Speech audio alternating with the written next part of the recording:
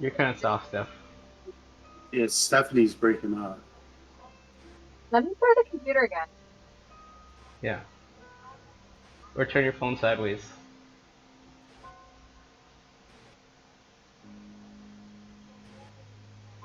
Maybe it's the YouTube video that's processing for. Seriously, I think so.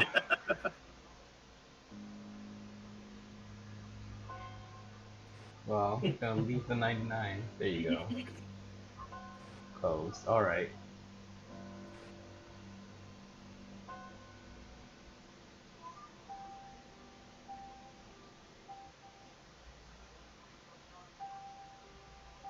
Wow.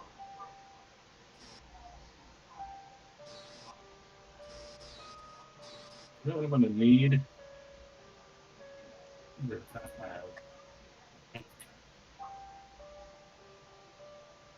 Oh yeah.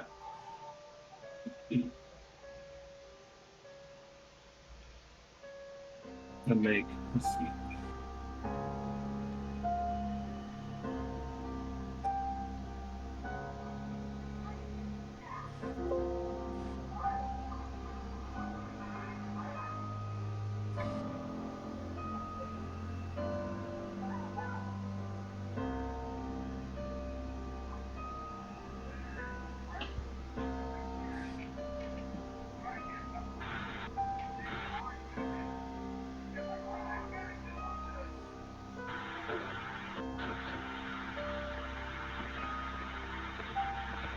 Can you guys hear me now?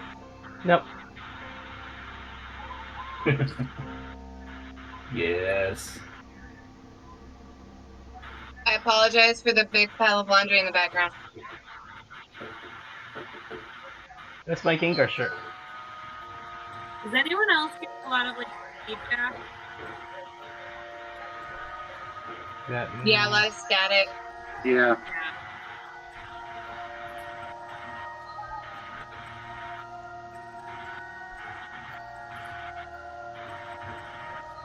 I think it's Say what? Making static. One of you guys has static. I'm muted. Oh, bummer. Let's see. What's my thing set to? It's not super bad. Let me switch something and see. Hi, kitty. Yeah. So cute.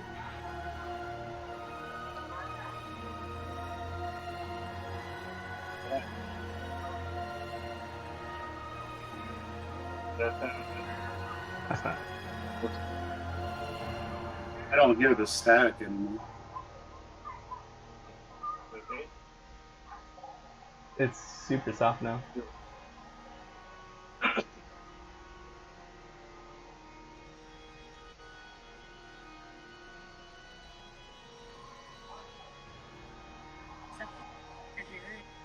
your show. Ame was in there a minute ago. What? She's thinking about it now. Maybe she'll say hi later.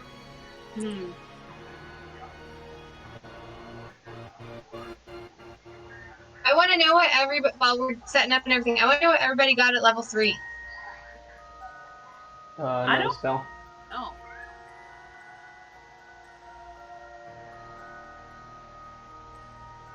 You might need help leveling up. I think I did it right.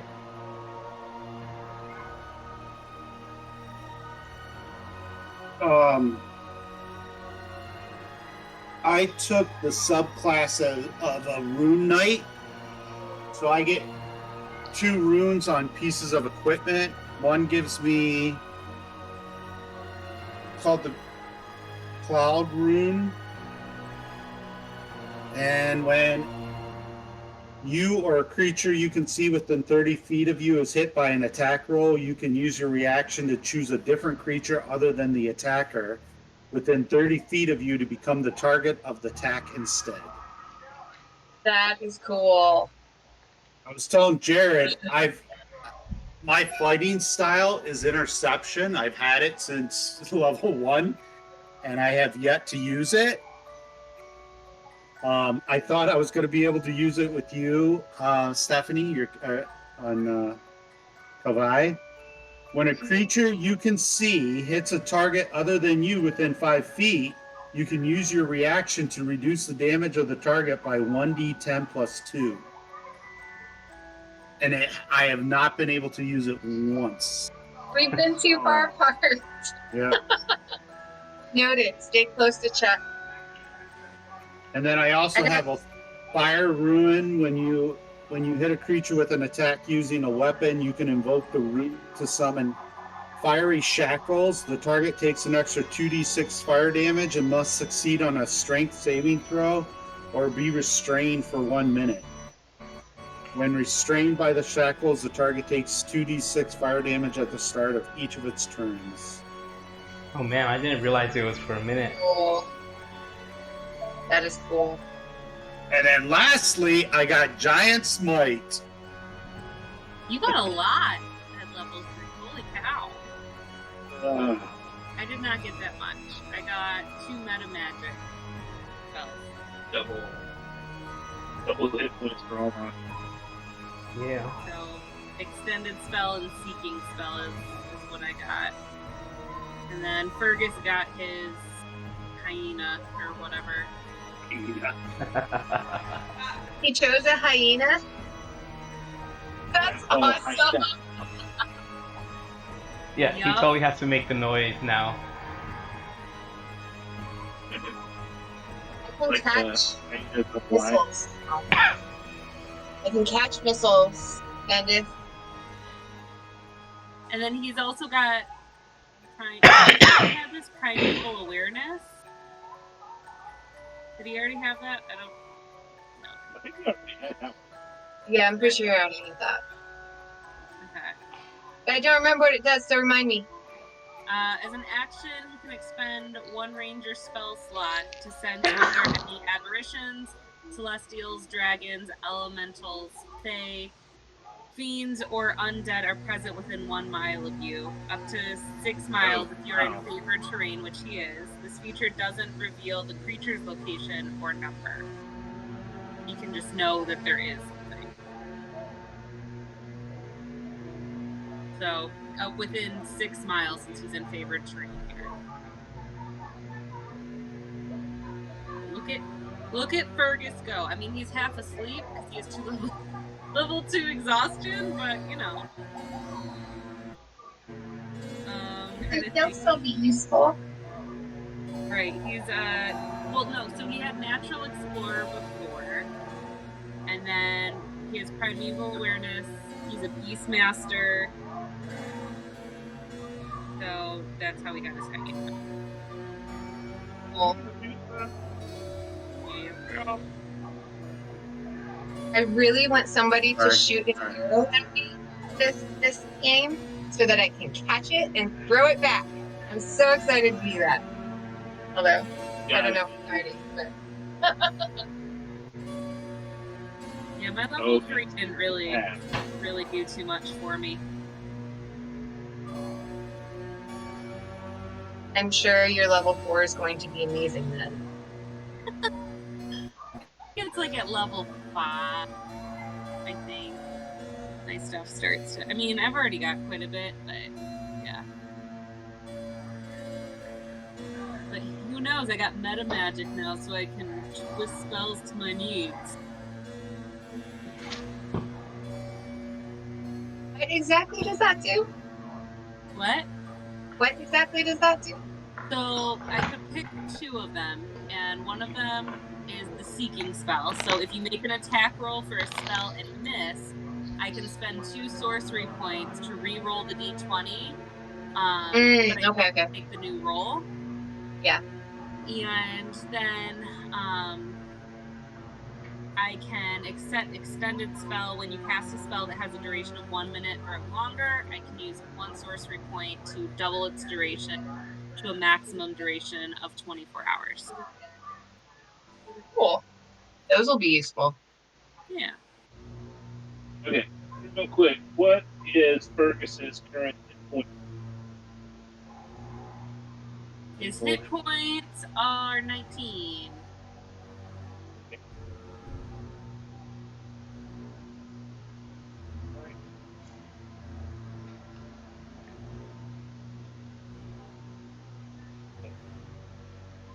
5.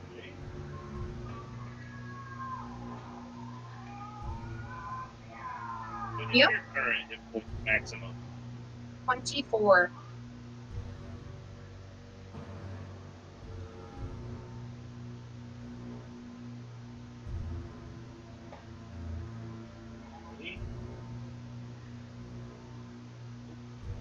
No.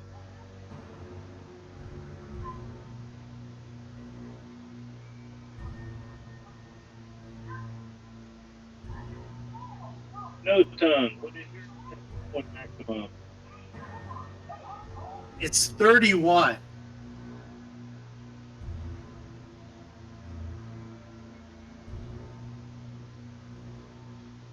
I think.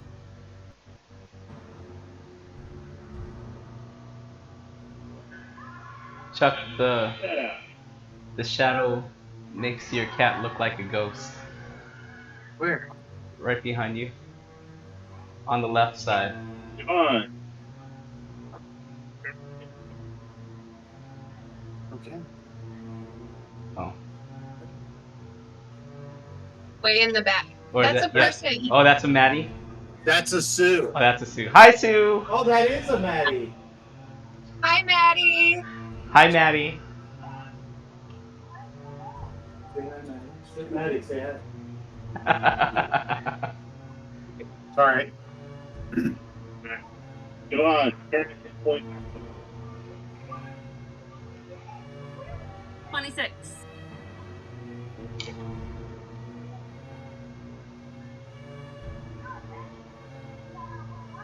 Aren't sorcerers supposed to be squishy? How did you end up with more hit points than me? And I have an armor class of 15. Yeah. Well, I'm only half. I'm half elf, half I sorcerer. wonder. Like, I'm a half elf sorcerer, so. No. Huh? The punch. No. Breaking up on my side. I don't know if it's just Oh. me. Never mind. 2 points. 24. Am I the least? No. Chuck is. He's 31. I mean, I guess it's helpful because Siobhan's been the one that's been, like, falling in ditches and stuff. I don't think that Siobhan has had a positive roll yet. She fell down the, like, down the well. She fell into the water. She stumbled, I think, somewhere along a cliff at some point. I'm pretty sure she's just an accident waiting to happen. Accident prone.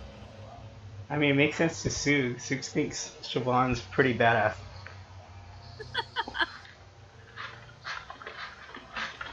Everybody. Everybody. A You're little breaking bit. up a little bit. Yeah. Yeah. Not sure what it is. It's gotta get in the beginning.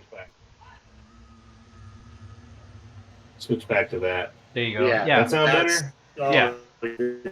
Okay. Yeah. Just do Let's that. go with this. That's fine.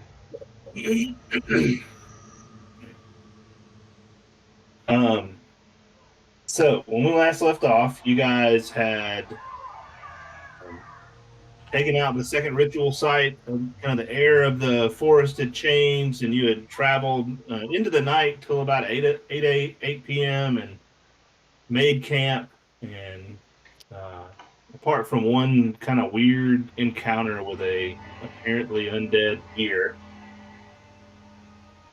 you guys made it through a long rest. And so now it's the morning time. It's about 7 a.m. in the morning. The sun is peeking over the horizon and the trees. The purity of the air seems to just be improving as you go along. Although you are walking towards that foggy area, and you kind of continue into that, the level of health of the trees kind of diminishes, and the forest kind of regains that corrupted, tint to it. When Fergus awakes from his reverie, We can recount this to Fergus when he actually gets here.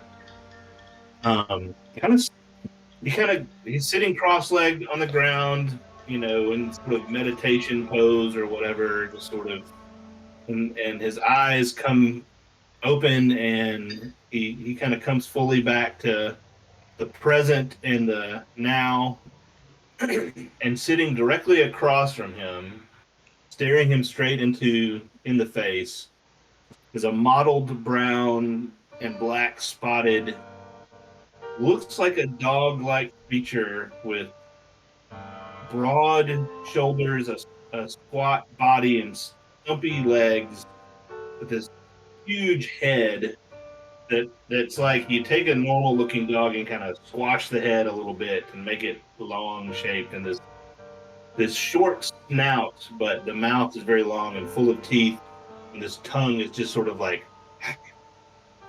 hanging out of one side of his mouth, and he kind of just is staring straight up into Fergus's eyes,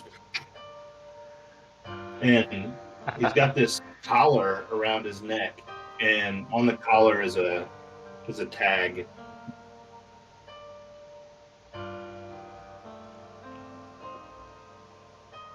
Does the tag say? Or is that something you're going to tell him? That sound is all messed up.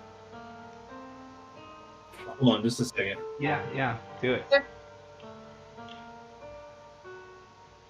me leave. I'm gonna leave the channel and rejoin. Yeah. Because something's not right.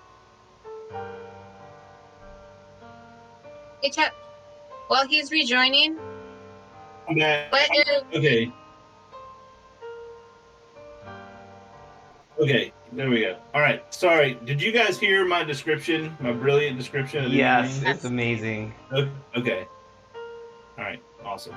So, all right. So, what does Fergus do in response to this? I mean, channeling my odd husband, he probably like gives it a hug and talks about how cute it is, and I mean, new best friends. he kind of like nuzzles, like leans into the hug, and just sort of like just starts licking his face all over. Oh my gosh. The little tag on the collar kind of jingling. Do we wake up to this? Yeah, oh yeah. So the rest of you come to consciousness, and you just see this. It looks like this big brown, oddly shaped dog is just, making a snack of Fergus's face, but Fergus doesn't seem to mind. So. Sacred Flame. Do you sacred flame the dog? Out, do man. I see this? Can I push him out of the way? Do what? I said, do I see it? Can I push him like out of the way so it's them? I'll start to cast. Make a perception check. I got. Yeah. Are you asking for Siobhan or Fergus? I am asking if Kahavai can push Oh, Sue out Kahavai. of the way. Oh yeah. Okay. Yep. So make just like a straight melee attack. 16? Yep, I'm gonna say I'm 15. No shield. Okay. So Sue kind of wakes up and like all of a sudden starts sacred flaming at this thing, and Kahavai just sort of sees him and just kind of does a quick little mump, like, and knocks Sue just off trajectory enough to where the sacred flame goes wild. They're friends. Fergus and the dog just kind of stop and like. So. Stop breakfast. Okay, what would you guys like to do? Head to, we have the third place, right? Yeah, Granny. Look at Granny. Yep. Head towards the fog. Still heading that way. Go ahead. Have Fergus make a survival check. Oh, good. at whatever. Right? This is starting out Maybe really give him a great. strong cup of tea or He coffee gets or something. advantage, right? 18. Okay. So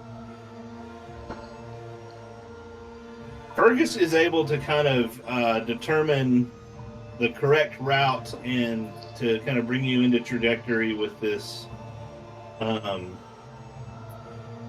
with the kind of the deepest part of the fog that you're kind of heading towards, and so hold on just one second.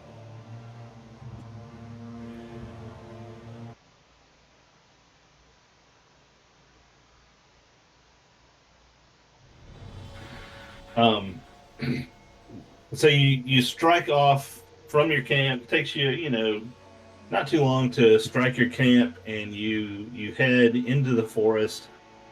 The morning's march goes quickly. Fergus is able to kind of keep you on a good track and trajectory. Every once in a while, he'll stop and just sort of like look at a branch that might have been broken, or look at the ground in some way, or just sort of sometimes he just sort of lifts his head and almost like sniffs the air. All the while, this strange spotted, speckled brown, the ugliest dog you've ever seen, is just keeping right beside him. And Fergus kind of just they have somehow developed some strange bond between them. And so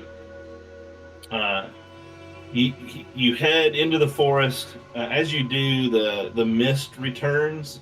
The further you get kind of into things, the trees take on that sickly hue again.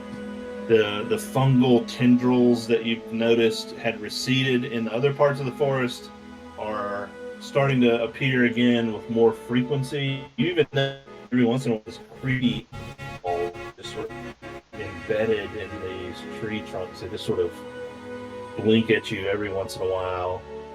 And so you travel this way for a good 5 or 6 miles into the forest, until the land starts to rise somewhat, and the trees aren't thinning out, but they're not the trunks of the trees aren't as thick as they once were. More light penetrates through the canopy of the forest, and so there's a thick layer of underbrush.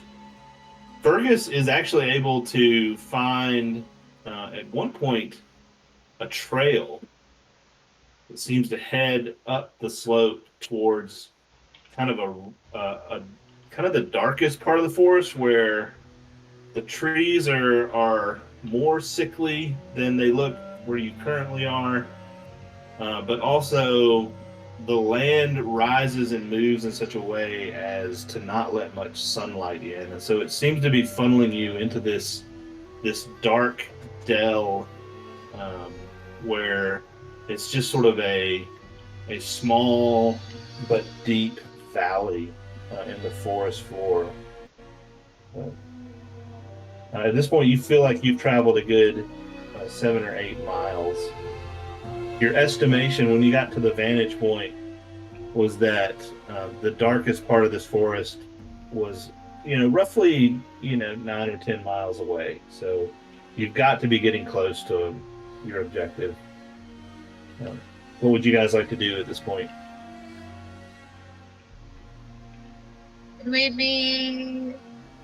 This is just a general group question. Should we be trying to be stealthy and looking for traps and all that? This is taking you, by the way, Fergus is moving at half speed because of his I was- exhaustion, and so I was gonna say, I don't know if Fergus has the ability, does he? having his new little buddy by his side seemed to have just kind of perked him up a little bit, but he's still, it's lifted his spirits. Are the Can No Tongue carry? No Tongue! Big man carry! Very tired. Yeah, could I carry him? Yeah, I mean, what's your strength? 18. Oh, sure. I mean, Fergus is 150, soaking wet probably. So Yeah, I think I can. whether Fergus would let him be carried, that's another story. Do I Can have he sleep? still be eating us if he's carried though? Or do I- we lose his? No, he can't. He can't track and scout and that kind of stuff. So I have the same ability, the Wanderer, with terrain and geography, Okay. and I have a high survival. Since Jason's not here, I was letting him do it.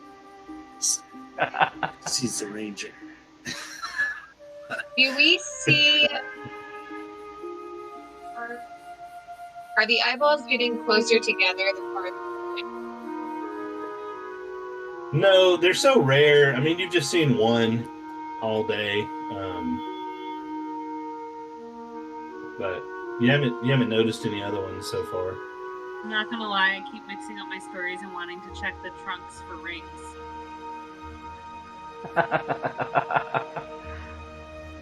Wrong game. Yeah. Wrong one. Wrong one. I don't know. He said for us to search that. Is there anything that we're supposed to be searching, guys? Oh, nice. He dropped that hint, the DM hint earlier. Yeah. So we're looking in all the nooks and crannies of the trees as we go along. Oh, I don't want to half speed. I mean- Fergus is barely moving. Can the rest of us be? I can seriously carry him. I mean, he's Right. not here to argue. I don't care. Does it lessen your speed to carry him though? What's that? I said, does it make you slower to carry him though? My carry capacity is 540 pounds. I only have Oh, no, 150 he's fine. on. Yeah. that's including Sug. Yeah. Yeah. Yeah, Sitting over there I patting have on it Fergus's head. listed. At one point, No Tongue just like grabs us all and Yeah. carries I was us all. just gonna say, we can carry the whole group. Yeah. We're all just climb aboard. Yep. Oh my goodness. I'm cool with that. You want to take over? All right. Fergus doesn't offer any complaints. He just sort of climbs over and his arms are dangling over No Tongue, and he just sort of lays his head in the crook of your neck. So, okay, all right, let's not get. But Fergus Jr. So cute. Fergus Jr. Fergus Jr. is very, very, very confused. Fergus indicated where this trail is, I would assume. Yeah. So we'll just continue to follow the trail. Sounds good. Go ahead and make a survival check, No Tongue. Let's see how you do.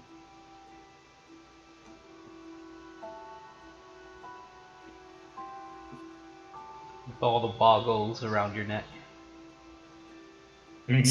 17. Oh yeah. Okay.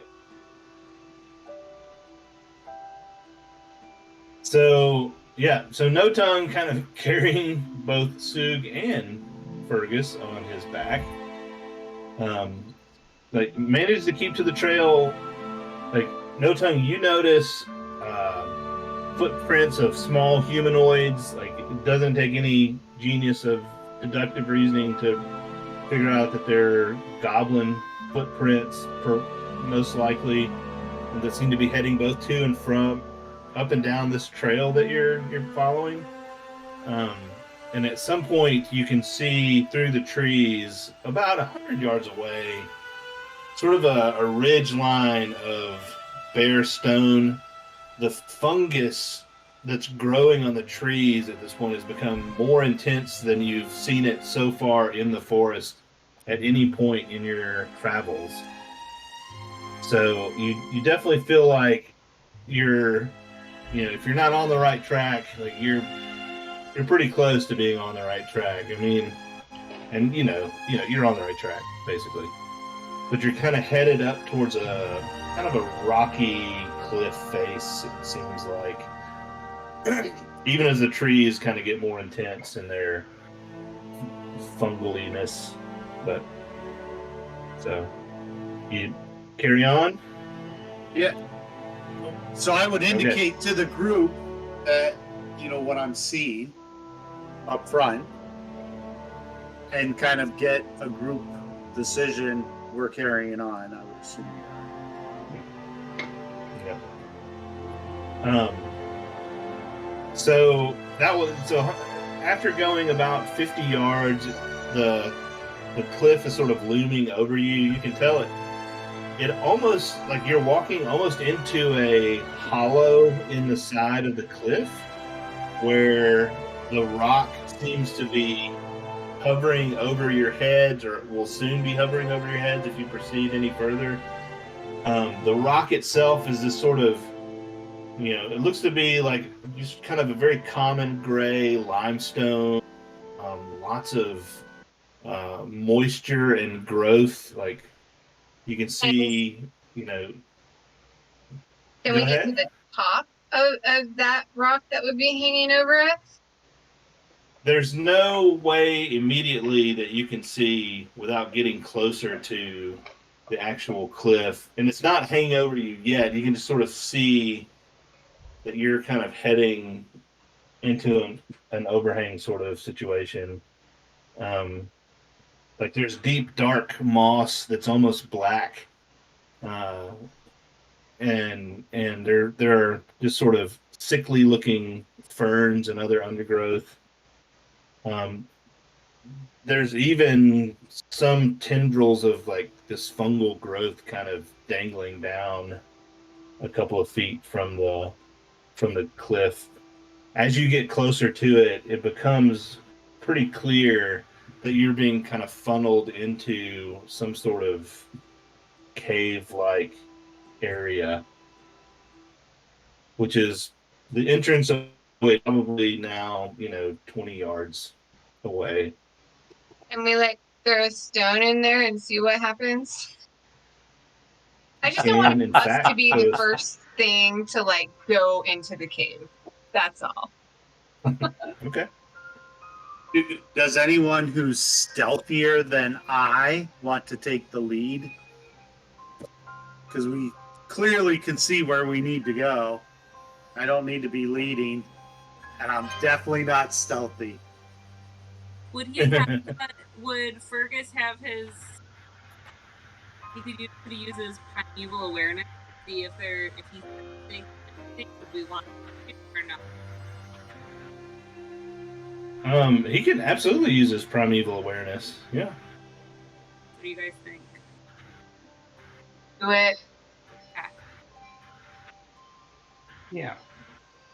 So within Okay. 6 months, What is he? So he would be able to sense if there's any like aberrations, celestials, dragons, elementals, fiends, or undead present. Not how many or the specific location, but he could be able to tell if there's any.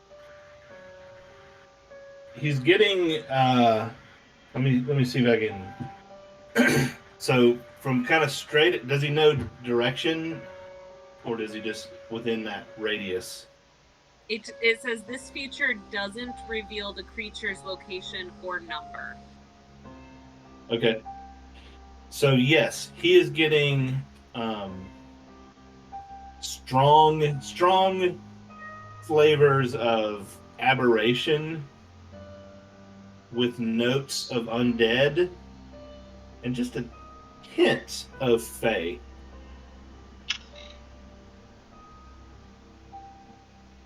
It's kind of it just finishes with like a nice little bitter fey, end note to the Sounds delicious. to the tasting. Yeah. Yeah. So Chuck, you don't want to be in front, right? I can be in front. I have decent stealthiness. Is that what you asked? Why? Yeah.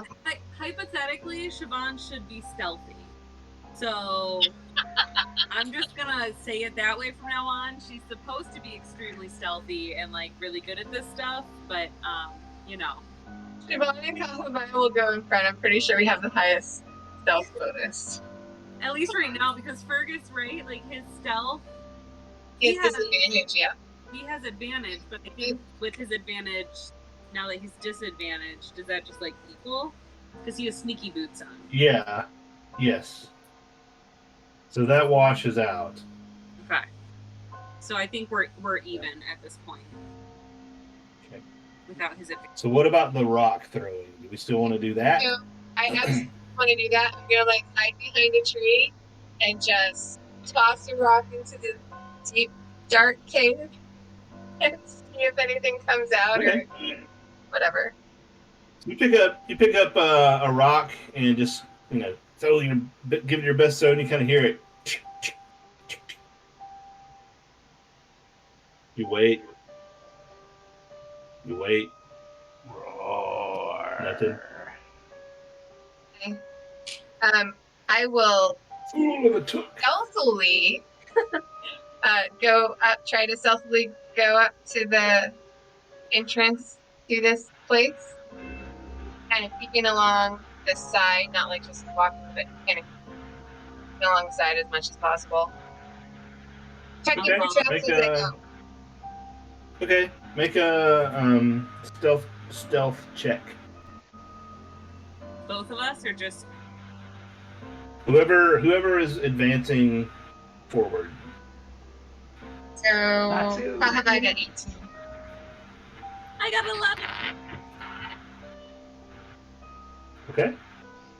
Yeah, so you advance. You can see where kind of we transition now from cliff to cave, and kind of like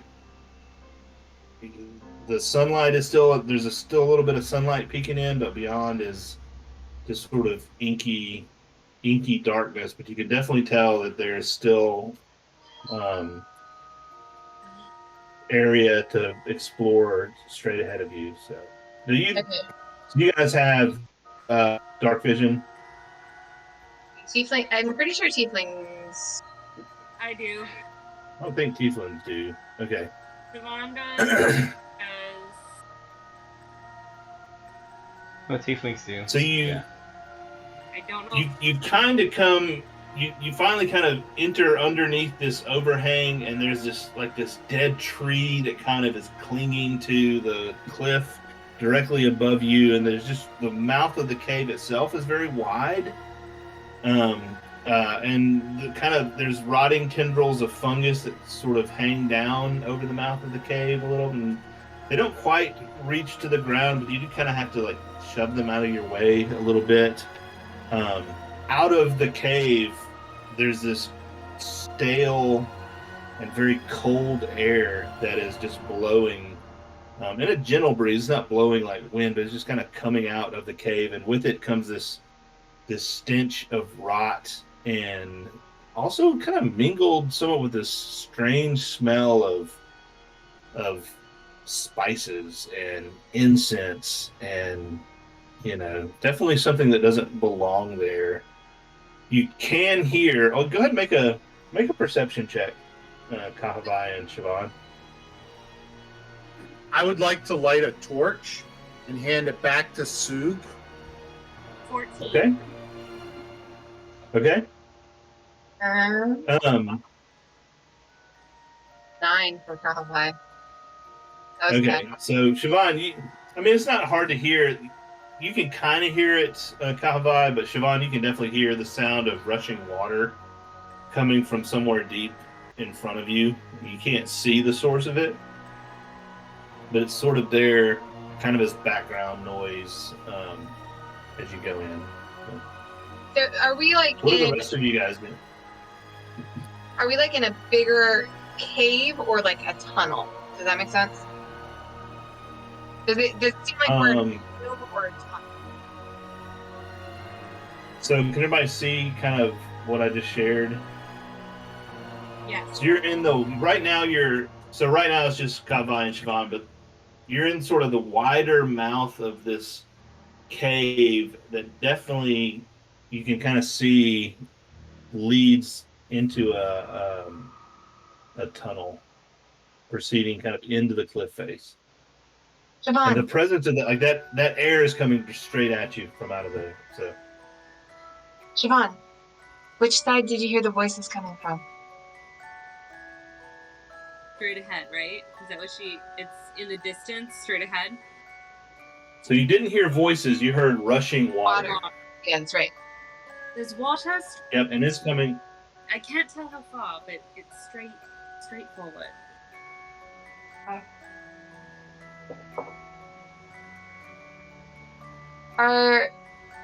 So at this point, are No Tongue and Sue with us, or are they waiting for us to come back and I think Fergus would have dismounted him and his hyena that I'll let him name. I would think are walking themselves so that way he can be ready to fight if needed. I'll stay mounted, holding the torch. And I would be staying back until you two come or say anything or indicate anything. So, and how many feet into the opening are we right now? I mean, you're just barely 15 feet into the opening, not far at all. I think if we're going to keep going, we should go back and get the gentlemen so that they can come with us and not sure we should go much further without them. And if you guys wave us up, we'll come up. What do you think, Haha? I'm thinking that a bright torch is like a here we are. Mm-hmm. What I'm thinking. What if... So, Fergus has dark vision. I have dark vision, you have dark vision. Could we lead him? We put the torch out and put Fergus at the end. Like, You go- chain it up. Right, like Ka goes first, I go second, put No Tongue and Sue, and then Fergus at the back so that we can Sue can just hold on to the unlit torch And then when we if we get, need yeah. I think that's a brilliant idea. Keep it out, but not lit. So we'll go back, we'll say, put your torch out, we need to go stealthy, link up, and then should we do stealth rolls? Oh, We should- absolutely, yes. Are me and Ka still stealthy, or should we re-roll now that we've gone back around? Oh, did he freeze?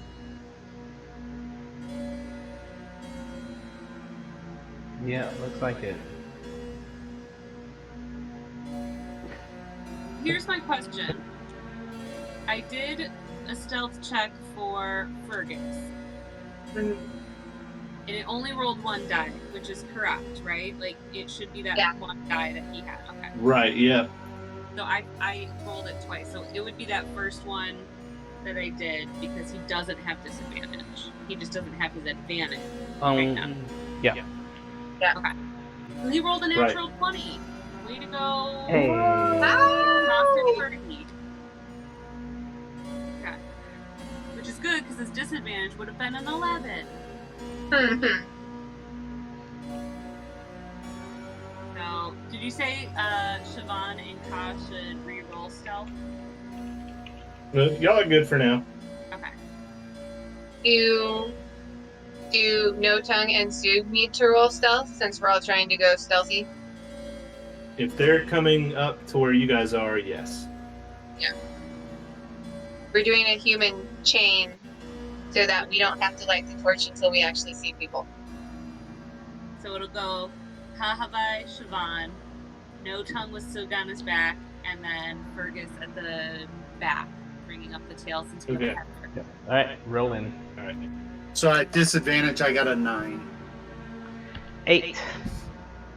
I had to think how many fingers that was. So we combined for 17. Yes! Yeah. When our powers combine, All right, so we Okay. continue as quietly as possible forward. While Sue growls at Fergus Jr. Right. And we've got the hyena, Okay. but the hyena doesn't. Since Fergus made a natural 20, I'm guessing the hyena is going to be quiet, right? Is that how that works? Tiptoeing. Oh yeah, the hyena is good. Like those fancy dog shows. Fergus Jr. From Fergus now on, we'll Jr. call him Fergus Jr. Yep. Until he gets a new name. Nope, I like even it. still. Okay. So Kava, you get to about right there, and a couple of things happen. First of all, you notice just off to your right, the tunnel curves, and there's a side passage. Standing kind of crouched right behind a rock, sort of pressed up against the wall, is a goblin who immediately sees you and kind of makes this surprised goblin sound. So I need everybody to roll initiative, or actually, I will roll initiative. Yeah. You roll Yeah. for So as Yeah. soon as I see the goblin, I would let Sue. I turn around and say, "Sue, light the torch," because I know that he sees me. So there's no. Okay. Right. There's no surprise round. Goblin sees you, gives a squeak, and all right. Now it is Fergus's turn because Fergus won the initiative. So Okay, so how far away is Fergus and Fergus Jr.? 5, 10, 15, 20, 25, 30, 35, 40, 45. Is he within Fergus Jr. within 50? you're breaking up. I can't hear you. Is Fergus Jr. within 50 feet of that goblin? Oh, I would say so. Yeah. But it's not.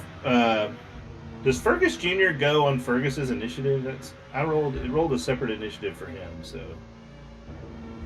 that's what I wasn't sure because hang on. Let me look over. Companion. You gain a beast companion that accompanies you on your adventures and is trained to fight alongside you. Beast obeys your command and takes its turn on your initiative. On your turn, okay. you So let can me. where to move to take the attack, dash, disengage, or help action. If you don't issue a command, the beast takes the dodge action. Okay. So would that I be? don't know if I can. Could we sick basically? Can I sick the hyena on that goblin? Because he has a speed of 50. Yes. So you can. Let me move Fergus Jr. up next to Fergus. Yeah, I have the hyena, the medium hyena up because that's what he can have, right? So it looks like he Yep. a bite melee attack. Yeah. Okay, so that's his. So that is Fergus's action, basically, to command Fergus Jr. to move to right here And bite. and bite. Okay.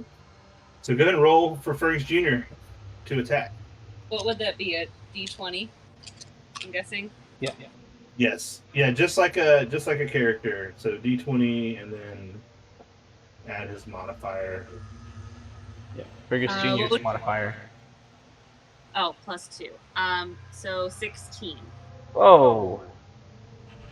Okay, that hits. Roll Yeah. damage. So Fergus damage Jr. is 3 1d6s. So hang on. Numbers are hard for me. 3d6. Dang. Hit 3 1d6 piercing damage. Oh, so it's 1d6.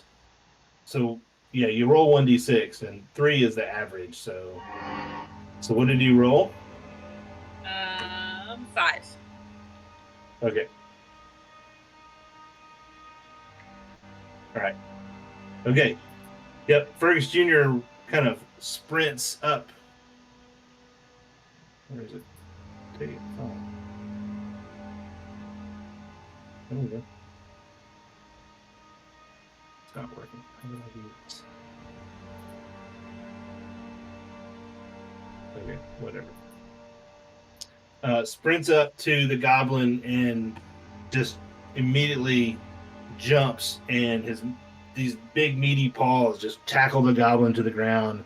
His oversized head and jaw just clamp around the goblin's neck, and he gives a shake, and you just kind of hear the sickening, and the goblin just sort of like, "Burr," and he's gone. So, Whoa. here we go. Soog's nodding. All right, so Fergus gets. It still has his movement action and bonus action. Can for his bonus action he call back? Or no? How much of I think you can only give one command to it, but I'm not Okay. sure. Then It's like a free I action forget. movement for the hyena. So 50 feet movement Yeah, total. so the movement. How did I take? I believe. I don't know. know. Up to you. Yeah, that would make sense to me. So the hyena can move. So how much movement does the hyena have? 50 feet. 50. Pretty fast Right. little buggers. 5, 10, 15, 20, 25, 30. All right, so he moves. So he starts to move, and you didn't see it, but you kind of hear the hyena yowl, like give a yelp as something strikes it.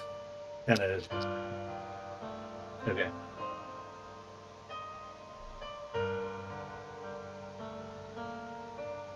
Did I just kill Fergus Jr. on his sword? My bad. No. My bad. I think that's as far as it can get. All right. Let's see. Babysit again, Megan. He can just get a new one. It'll be fine. Yeah, so hyena Fergus Jr. runs up, lays waste this one goblin, tries to come back to his master, and you just sort of see this flash of steel coming around the corner, and it grows the hyena on the shoulder blade as he whips back around the side of the rock there, and that's as far as he gets. So Fergus still has his movement and bonus action, so. I think that Fergus will come move up next to No Tongue on the east side.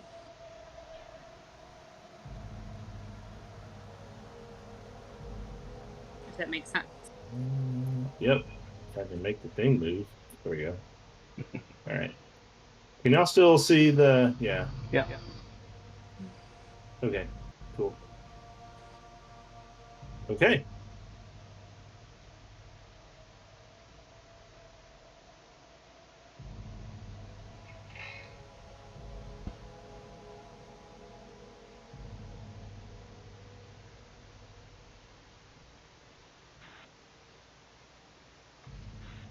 Did I freeze or did Whoa, whoa. All right.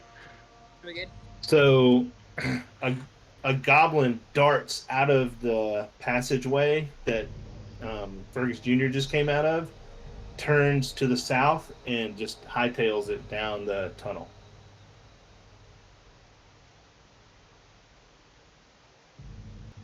Okay. From around the other side,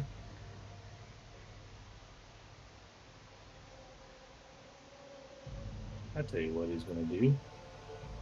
He's going to move to right here, draw back his short bow, let an arrow loose at Kahavai. Kahavai, you have an arrow Yay! whizzing straight at your head. What do? I'm super excited. I'm gonna catch it. Gonna catch it. Okay. Only monks would be And- excited by an arrow whizzing at their face. I'm super excited about it. So if I'd like to catch the missile, I'm gonna try to catch it. And if I am actually hit by it, then I can reduce the damage by 1d10 plus 7. If I reduce it to 0, I can throw it back. So does it... You still have to roll the hit, right? So, all right. So here's what happened. The goblin runs out of the little chamber, kind of back towards the south a little bit, pulls back the short bow, lets loose. The arrow flies straight and true, straight at the center of your chest. The goblin rolled a natural 20. So, Yeah. what do you have to do to deflect it? Deflect it. It just says you can use your reaction to deflect or catch the missile when you are hit by a ranged weapon attack. When you do so, the damage you take from the attack is reduced by 1d10 plus 7. If you reduce the damage to 0 and have a free hand, you can spend 1 key point to make a ranged attack, basically to throw it back. So, all right. So the arrow flies straight and true. It does 8 points of damage. So, So how do you? That's automatic. Oh my goodness. Yeah. Ridiculous. Plus 7. That's a 6 plus 7, so it reduces the damage to 0. I didn't have 20. So you just reduced a crit to 0. So as Right. it flies at me, I see it and I grab it right where it hits me. And I'm gonna throw it right back at him. Okay. That's stupid. So, do you have to roll damage? I have to roll the hit. Okay. Like, it's Roll not the an hit. automatic hit or anything. Wow. Okay. That's so sad. That's a 9. I don't think that hits. I got half of it So you right. add your dexterity bonus to it. Okay. Yeah. That was almost cool. So that would be a 13. Okay. All right. So the goblin runs out, fires a perfect shot at Kahavai, who catches the arrow, flips it around, and throws it straight back at the goblin. The goblin kind of looks surprised, like, "What just happened?" But manages to duck out of the way, and the arrow in the back of the cave wall, directly behind where the goblin is. The goblin just kind of turns around and looks at this arrow, looks at Kahavai, looks at the arrow again, just kind of gives this petrified, and that's it. So that was, let's see, 5. He's going to actually move this way. Just the rest of his movement. So, Oh my goodness. okay. All right, Ka, it is your turn now. So I am going to move up to the can I move like 10 feet forward? I don't. Yeah.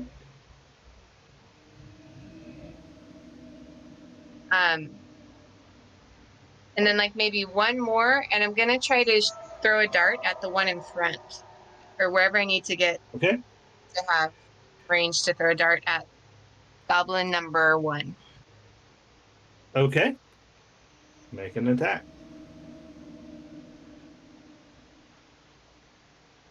That's a natural 20.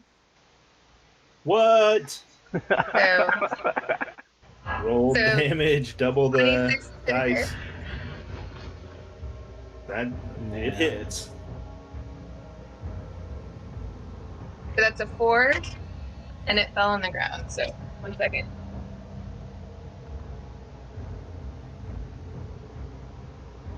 Four and so that would be a 4 and a 2 plus a 4 is 10. Oh my goodness. Okay. I always do really good the first time and then miss every other time. So I guess this is my 1. All right. So with the goblin whose arrow you just caught standing between you and your target, Kahavai steps up, reaches into her, bandolier of darts, hurls a dart and catches the fleeing goblin right in the back of the head, who just sort of like mid-stride, just sort of, and then crumples to the ground, dead. The goblin, like, between you two, kind of looks back at the dead goblin, looks at Kahavai, looks back at the dead goblin, and just immediately falls to his knees and begs for mercy. No, please, no! All right, you've got more movement, Ka. Is there anything you want to do? I think I'm just gonna move just one square to the left. Yeah.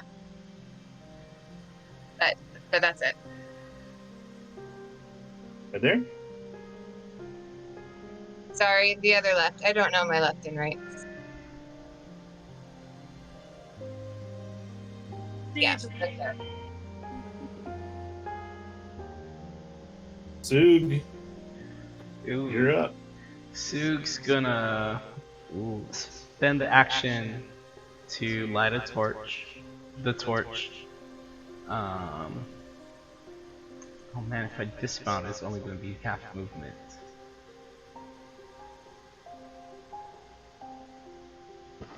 Yeah, no, I'll say. That's it. Just light a torch. And hold it up. Okay. Yep. All right. So no tongue. You kind of feel Sug rustling around with the torch and the flint and steel, and all of a sudden there's flame, and you can see kind of straight ahead. Okay. So we had not lit the torch until now? Yep. Okay. No. Correct. So I will go angle one to the right, lower right, and then straight to the goblin. Actually, So you didn't see or hear anything that just happened. yeah, and I did want to ask you, when he dropped, he covered his face like that and said, "Please don't hurt me," right? He covered his face up. Was your So action- now, you don't know, but now what you see is a goblin kneeling on the ground, like cowering in fear. I actually don't, because of the glaive, I don't have to be 5 feet. I can, right? That's got 10 feet. I can be right next to Oh, that's right, Kahavai. yeah. And then I will swing at that goblin. Swing away. At advantage. Is he prone? He is prone. Yeah, sure. Almost feel bad for the evil goblins. Why? I don't know.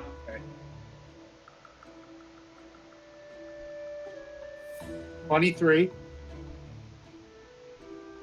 Yes, that hits. Excellent. My goodness. 9 points of damage.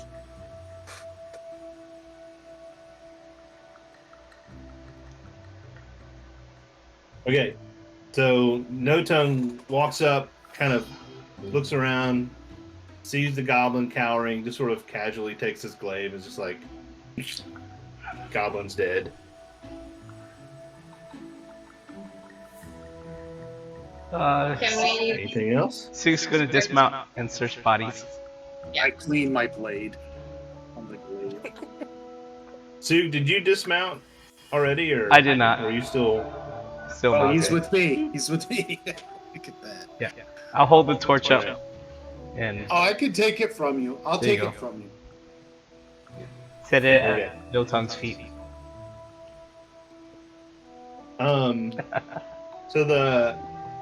So Sug, the bodies each have a short bow and a scimitar. That's pretty much all you want of interest from the bodies. As you move over here, you kind of enter into this little chamber. What is Siobhan and Fergus doing at this point? So we are So at this point, I mean, Siobhan's just, I guess, like checking her nail polish because she didn't get to do anything. But Yeah. no, Fergus is getting Fergus Jr. back to him, and I am going to. Have we searched all the bodies already? If So not, Sug searched the three corpses. The room that That's right. Sug is currently in. yeah, So let's just kind of. I would say Before Right. do you guys want me to collect like the scimitars and the bows? Oh, I think yeah. we did that before. Carry yeah. and bring back to you. And Siobhan and Fergus will go start searching the room that Okay. Sug is in. Sug's looking for rodents. Thinks to put it on strings. Oh, yum. Okay, so the room that the goblins came out of there's a large table and kind of rough stools and just furniture. There's a couple of empty weapon racks that sort of lean haphazardly against the wall, and just general stacks of disorganized and empty boxes and crates that just sort of in a jumbled heap. So Siobhan and Fergus, make perception checks for me.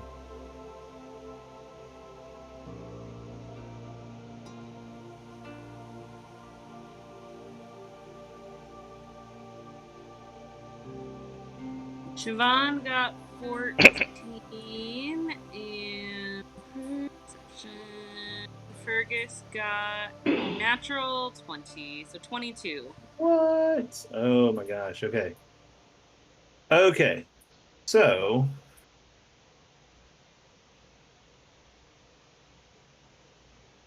Stop grabbing the thing. Yeah, there we go. Okay. So, first of all, Fergus recognizes, well, you both do, really.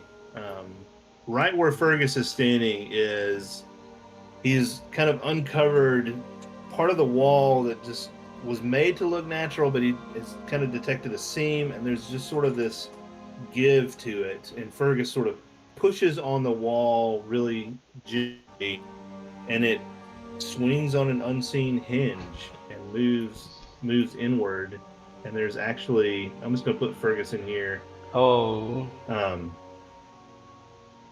There's actually a small shrine that has been set up, and on the shrine is this kind of amorphous figure. It looks vaguely humanoid, but it's been worn so with time, but also I think it's been designed that way. It's an attempt to kind of how this figure is supposed to look, like it's covered in something that looks sort of vaguely like melted. It kind of has this sort of vaguely melted appearance to it. In a Fergus, bowl. touch it. Megan. What was that? Oh, did we freeze again? Nope. What? No, I was saying, would Fergus see that thing and try to touch it? I mean, if you're gonna bring it up, then he's gonna say yeah. Well, technically, he's not here to hear it. Let me Just trying to finish. stay true to character. It's what my character would do. In a bowl in front of the shrine are several offerings, and so there's a couple of small garnets in there. One really nice looking ruby, as well as a handful of gold pieces, 13 gold pieces, and 22 silver pieces. There's a little bit of a treasure right there. He can If put it Fergus reaches out and bag there you go.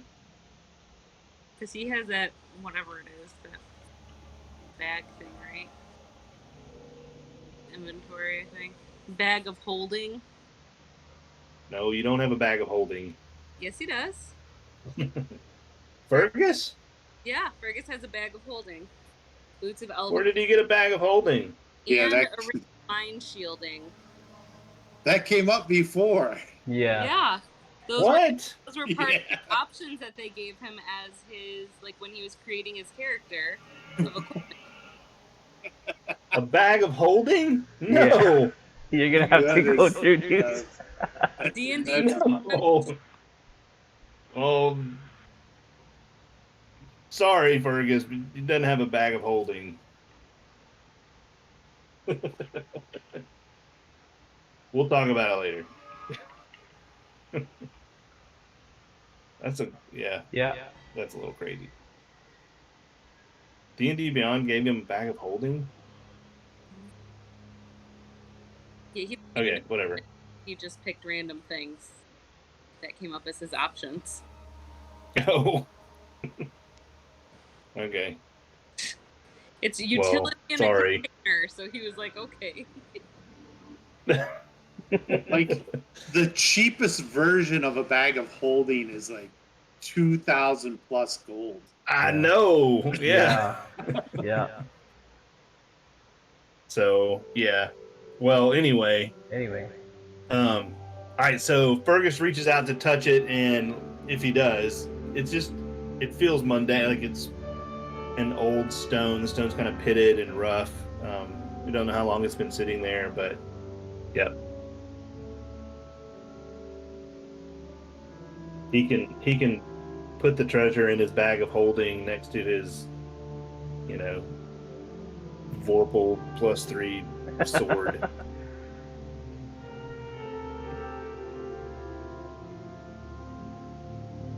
Okay. I can list the treasure like later so that we're just send in the text. If Yeah. he tells us about the room, I'll go ahead and cast Detect Magic and move towards the room to get a feel for that.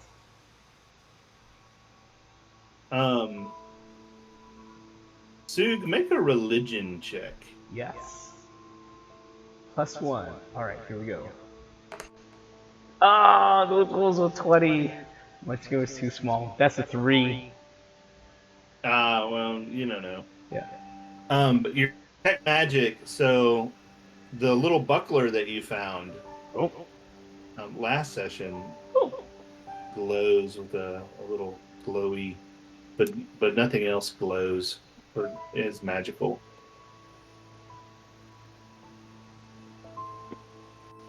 Hey, circle, glowing. What? Does anybody know? Safe? Hasn't hurt you yet. What?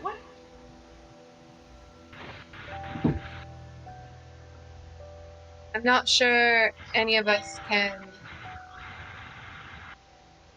Did someone look at that last game? Like, do we know that it's a +1 thing? No, Or did it- in fact, you actually don't know. So detect magic will only tell you if something's magic or not, and I think it tells you kind of like the school of magic that it comes from. Correct. But you need an identify spell in order to know the specific properties of something. And that's a little trickier spell to cast. Yeah. But yeah, the Darkwood buckler that Zug is holding, it's kind of glowing with this little aura around it. But none of the other treasure that Fergus found is. Okay. Alright. Okay. I'll remount. Get ready to press on. I guess we'll continue down the hallway.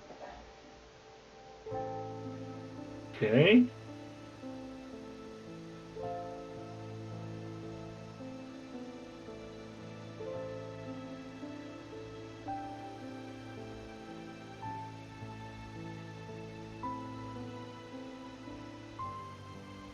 There we go. Okay. So the hallway continues. It kind of curves around to the southeast a little bit.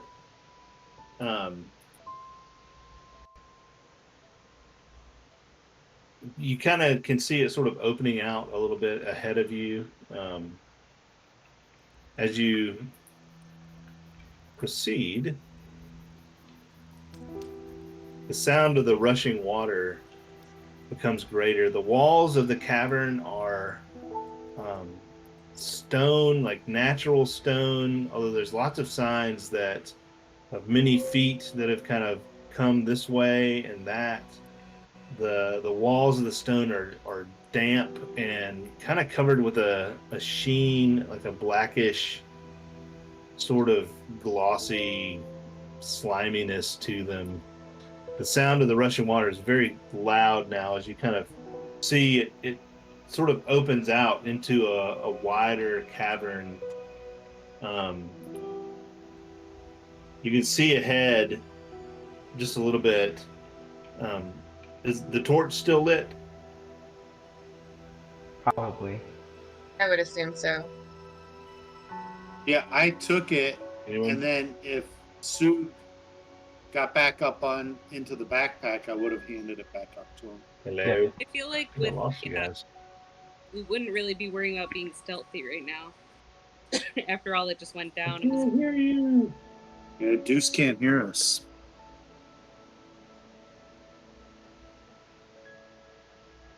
Okay. One Hello. time. Hello? Hello?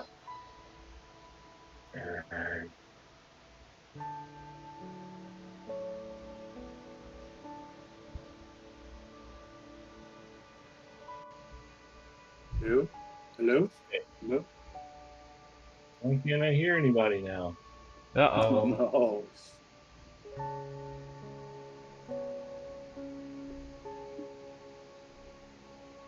That's weird.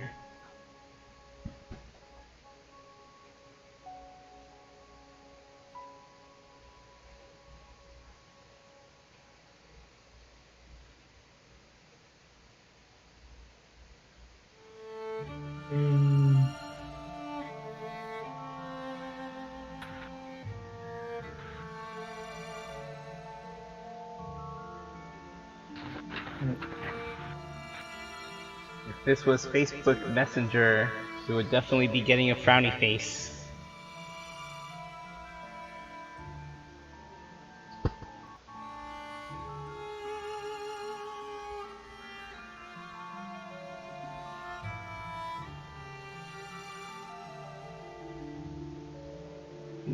Chuck, you would use a shield, right? I do not use a shield. No. Okay.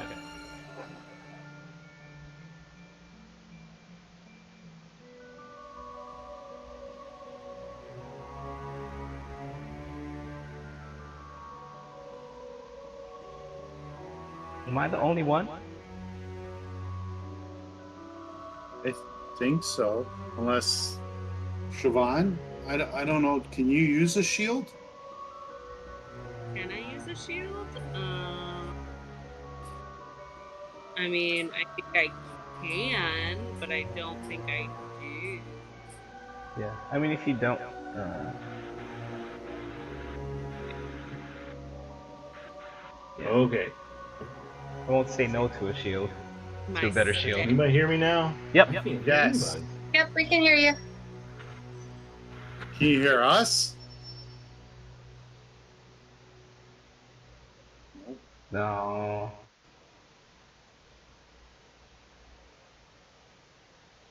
Armor or a shield.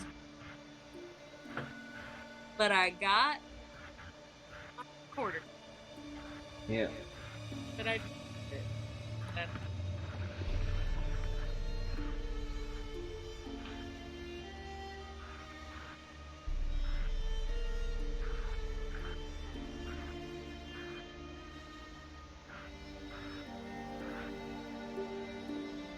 question. What does it mean? So for Hello, hello. Hello?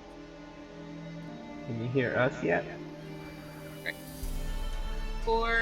my staff, So I can't hear anybody or anything. Oh no. Yeah.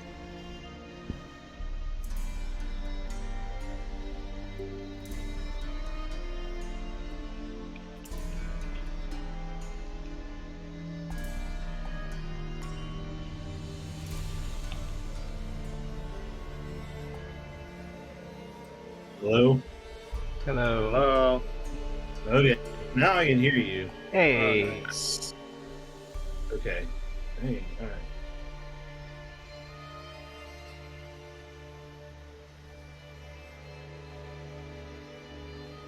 What was your question, Megan? so looking at my sheet, it says staff is my melee is like one of my melee weapons, right? Yeah. 5 foot reach, +2 for hit. But then for damage, it has 1d6 bludgeoning, and then underneath it, smaller, it has 1d8 bludgeoning. Yeah. So is it both, or If why is there 2 different ones? if you're It's not using using two two different hands, products. it's the Might be a bigger. one-handed, two-handed weapon. Yeah. I think it's versatile. Yeah. It says single versatile. Yeah. Versatile. That's it. It means you can use Yeah. it with one hand or two hands. If it's one Depends hand, on it's always what the smaller fighting damage die. or okay. Yeah. So if you're like holding a shield or using like spell components and casting. Deuce, everything's exposed right now. Yeah. Is it? Don't look. No! Don't look. Everybody look. Screenshots. I think I must have selected the wrong thing. Depending on your alignment, those of you who are evil look, those who are good don't look.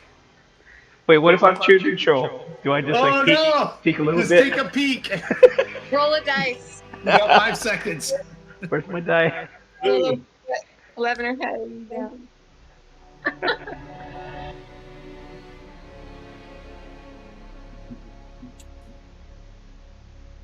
Alright, I want that. Alright. 14. Now I'm rolling a 14. I think that means I stay Can I good. hear you now? Oh, I Can you? can't. Ah. Stream ended. No, Yeah, you're AirPods kidding. just not working. Oh my goodness. Might be time to call it, guys. Yeah, the computer's Okay. revolting. Okay, whatever. Can you Nah. hear us? I can hear you now, but my AirPods just stopped working for some reason. Oh, that's bummers. Right, external screen. There you go. Now, okay. Nothing to see here. Nope. Okay, sorry about that, guys. No, you good? You're good. Okay. So, as you advance down the cave, it broadens out. And you can see kind of directly ahead of you a swiftly flowing underground river. I think Siobhan can follow. It kind of bisects there's an intersection here of at least 3 tunnels that you can see. Now the sound of this water fills the cavern. The tunnels kind of head north, kind of north, but kind of back northeast the way you came, north and south that you can see. The stream is kind of dead ahead of you, and it seems like there's a far bank to it as well. The sound of the water is kind of overwhelming everything else, except you, Noton. But so, what do you do? And I go up to the edge of where the stream. Is that Kahabai? Yeah, Yeah. that's Kahabai, sorry. It's okay. Okay, the rest of you hanging back. Yeah. All right, I'll go up with Todd her. to the. I'll fall in. Okay. for you. All right. So the stream is flowing from north to south. Immediately to the north, just past where you're standing to the north, there's a 10-foot waterfall that kind of almost seems to be pouring out of a low shelf in the rock. The water's coming down in this really hard cascade. The spray is getting you just immediately damp with the coldness of the tiny droplets as it hits your skin. Kind of gives you a shudder, little shiver. Directly across, you can see another tunnel that heads back towards the southeast. So at this point, you've got, and the not to mention the stream that continues separately down towards more towards the south. So there's northeast the way you came, kind of more directly north, um, southeast across the other side of the stream. Then there's the stream itself, which runs more to the southwest, and then a southwesterly tunnel here as well. Can we hear anything? You can. The water not powering anything else we could possibly hear, right? All we hear is water. Right, yeah. How hard does it look to cross to get to that southeast tunnel? The water is flowing very swiftly, but it doesn't seem to be very deep. It's crystal clear. It's kind of got that sort of icy blue look to it that kind of tells you it's very cold, but you can definitely see the bottom of the stream bed even through the rushing water as it flows. Is anybody else coming? Just me and Shiva? Are you signaling? I mean, if I can see that you guys are about to go into the water, I would move forward. I think we can bring Fergus Jr. up too. Maybe Fergus Jr.'s thirsty and I'll take a journey. Do we need to have this? Do we need to have the hyena drink it to see if it's like poisonous? You just don't you? I'm really trying not to, but I'm also trying not to die myself. I feel like the hyena's easier to replace. Maybe not. Maybe I'll just play the hyena from now on if Siobhan goes down.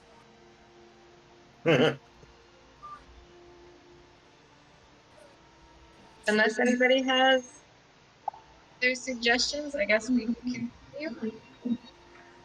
I'm trying to see if I have anything in my food that's gonna help.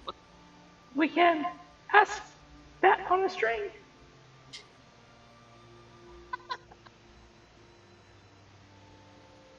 I forgot about your bat on a string. Yeah, I pull out my bat on a string.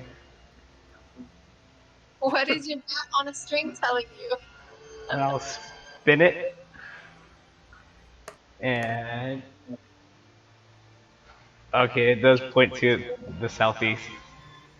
So I have 50 That feet way. of rope. Do we need to like tie ourselves to each other or anything in case someone slips and needs to be caught from the rushing water to not go completely down? Not a bad idea. I can't remember if we have another rope or not, but I for sure have one. How high are the ceilings in this area? They vary, but they don't really come down any lower than 10 feet. There's some stalactites that kind of reach down in places, but yeah, at this point the ceilings are very high. It's almost like a vaulted, like natural vaulted ceiling. You can see like lots of tiny stalactites way up high, but mostly in this area it's 20 feet minimum from where you are.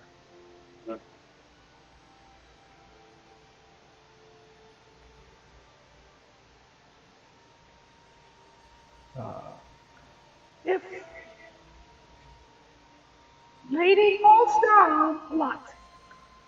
Let's search this side first. Maybe?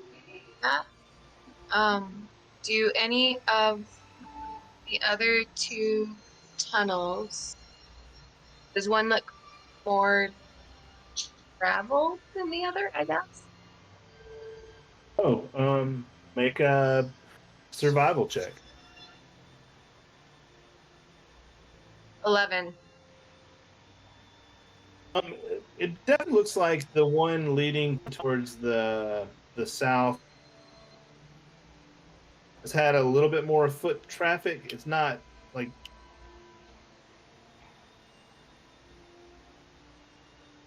more traffic that kind of heads from that tunnel back up the way that you came. Sorry, you were cutting in and out, but you're saying that the one to the south has more traffic and it would be like traffic heading back up the way we came? Correct. So like, so this tunnel right down here, there's kind of foot traffic that goes up and around the way you guys came. So. Sure. Do we want the busy one or the non-busy one? Yes. The busy one. We're looking for where the people are. Isn't that what we're searching for? We're searching for like the next Granny. We're searching for a granny. Searching for the little girl. Yeah. Yeah, So I would say the year one. I agree. The traveled area. So I guess we will go to the southwest. Okay.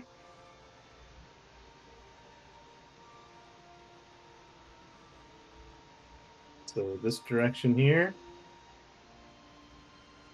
Work with the hyena so it says it's skilled with perception +3 senses are past 15. Can we ever use him to smell things out for a thing? Or Scout? Yeah, like could he sniff things if at some point we had like if we had that doll or something for the girl, like could he smell it and then track? And there's something. That's a brilliant idea, but I don't know. I don't know how. So what you would do is that Fergus would kind of direct the hyena. He would make his check, and then Fergus would basically make an animal handling check to see if he could kind of communicate with it. Okay. So, Yeah.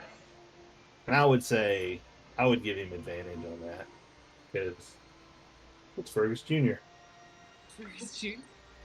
So we have that, guys, going for us.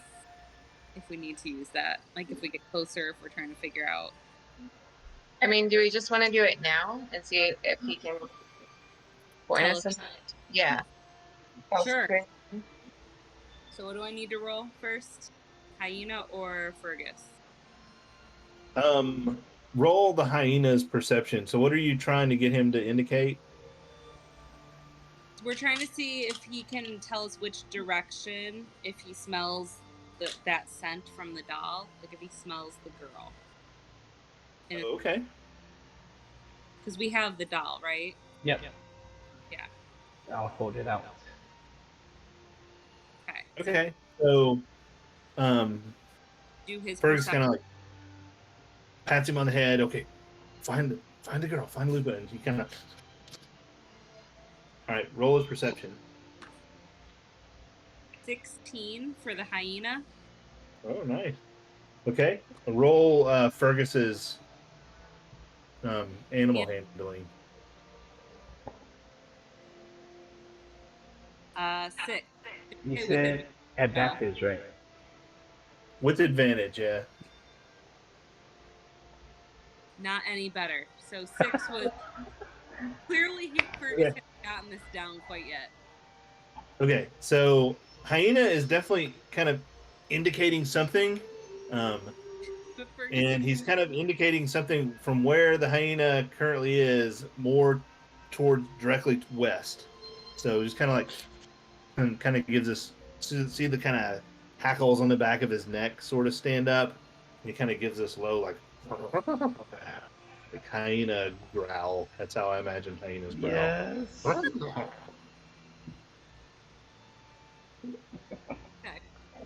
So do we go west, guys? Based on the hyena growl? Go west, young man. Sure. Right. Jared. What? I didn't know you liked country songs. It's Michael W. Smith. No, it's a country song. Yeah, that's where I know it from. It was a song after uh, Secret Ambition. Okay. Alright, So how are we proceeding? Are we still trying to be stealthy? I feel like we gave up on that long ago when we made all the echoes, but do we want But to there's, try I this think, way? I think we should try because there's a giant river Yeah. that would have been, kind of covering all that. This is true. I'd say we try. Okay. And don't make stealth check. We'll snuff out the torch again. Kahabai got 25. No tongue. Blessing the trickster. So just Which is what? That cancels advantage. out my. Yeah. 8 again. I got a 19. Yay! What did Fergus get? Fergus got, I think, a 6. Okay. That's good. Yeah, 6. Okay. All right.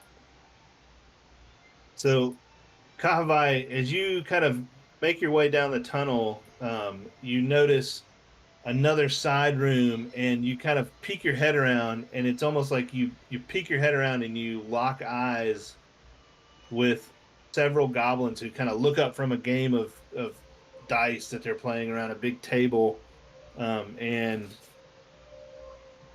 you kind of see each other, and all of a sudden they stand, and you and the room itself is just full of goblin filth and goblin like sleeping nests and broken crockeries and leftovers of just the goblin life, man.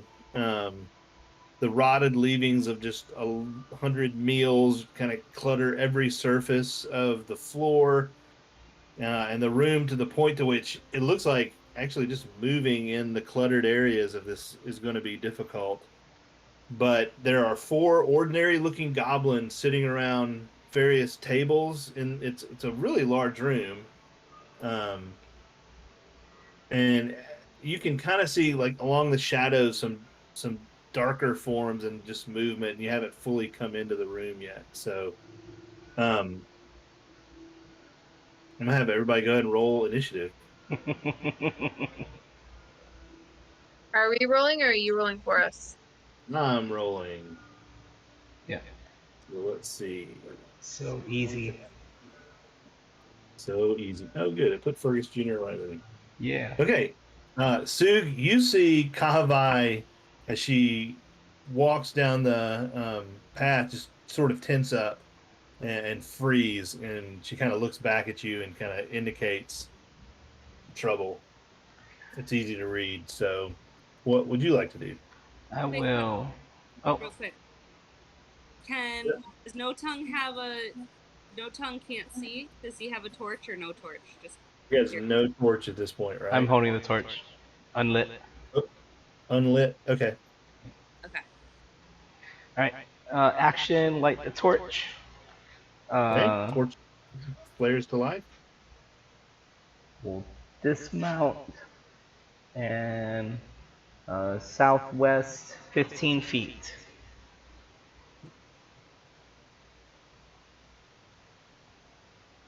So, like, there? Yeah, perfect. And I will bonus actions.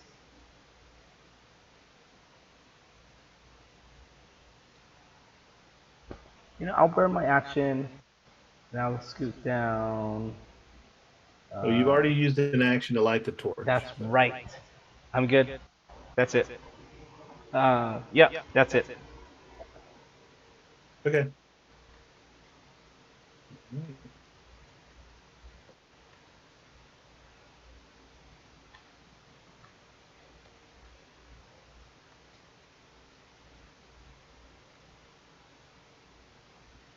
Okay. Kyle, you see kind of from the shadows deeper into the room that your dark vision just doesn't pierce yet. Another small form looked vaguely goblinoid, but this one is covered with a strange looking substance. Almost reminds you of the fungus that kind of coats everything and it kind of been growing up the trees. He moves, kind of moves towards you, and he flares out a hand, and this like sticky black tendril whips out and kind of at your head. And what's your armor class? 16. Okay, catches you right across the shoulder. Okay. Hold on just a sec.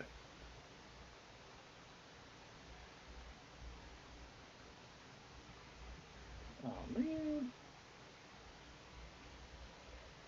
I'm assuming this is not a missile I can catch. No, this is not a missile. This is more like almost like a Spider-Man kind of web, but nasty and sticky, like Spawn, like nasty and sticky and yeah. And all right, it hits you and does 5 points. And as it hits you, you feel this sort of coldness come over your skin. You can kind of see the tendril retract, so it doesn't like stick to you and pull you forward, but it leaves just sort of a black. You can kind of see the veins in your shoulder, and you almost feel like cold, like your skin and flesh is dying. So it's 5 points of necrotic damage.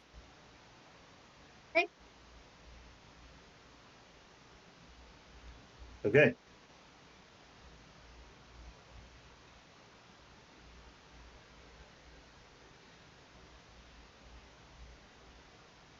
All right. To see Go what's ahead.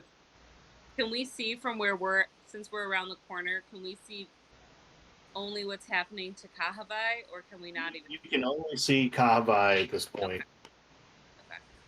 So Kahavai, another one of these goblins, and you can tell this is definitely a goblin who seems to be, you can see his features, his face, his green skin in a lot of places, but it's coated, and especially down its arms and across its chest, with these black fungal tendrils, and it whips its hand out again, and another tendril kind of comes straight for you, and you're prepared for it this time, and your monk training kind of wax on, off, like the deflects the tendril as it whips past your head.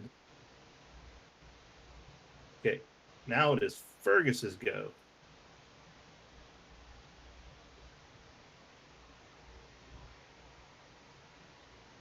Great question. We're gonna move Fergus up to Kahavai. Now, so like there? Yeah. Nope, up right next to her. There? Yep. And then he is going to use his bow.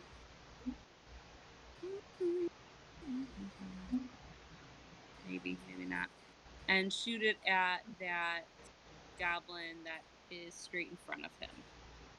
Okay. Like, so is it F3? Okay. I can't tell in my screen, but sure, we'll go with that. Sure. Cool. The one that's closest to them. Yep. Okay, roll the hit. 12. Okay. He looses an arrow and it kind of sticks in the goblin's chest, right in where that black fungus kind of is growing. The goblin kind of looks at it, pulls it out. There's a little bit of the black goo on the end of the arrowhead, breaks the arrow and tosses it. Cool.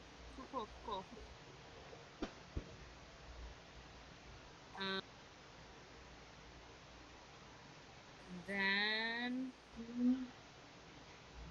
so when he has a shield, like, can he use that? Like, can he lift his shield up? Does that help at all, or no?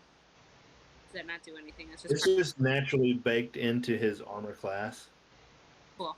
Then he's done. Okay. Okay, Fergus Jr. Does he want Fergus Jr. to do anything? Stand behind him and like behind between. There you go. Okay. Okay, no tongue.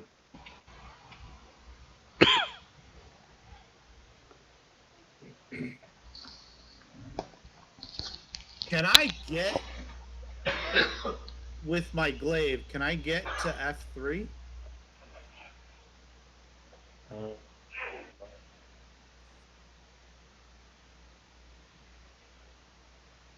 You can get to right there. Is that 10 foot? That's 10 feet. All right, I'll move there. I am going to use Giant Might and go large. So what exactly does that do? So I go into the 16 foot and I double in size. So I'm now a 10 foot instead of a 5 foot area. Oh, wow. Okay. And it adds to my damage. So that's 1 minute. What else does it do? Limited use, Giant Smite. So for 1 minute, if you're smaller than large, you become large. Anything that I'm wearing goes along with it. You have advantage on strength checks and strength saving throws, and one of your turns, one of your attacks with the weapon can deal an extra 1d6 damage to a target on a hit. All right. Okay. So as No Tongue is muscling past you guys to get to this, you just see him just sort of embiggen and like he's even bigger than he normally is. So do your thing. Okay, so I will swing at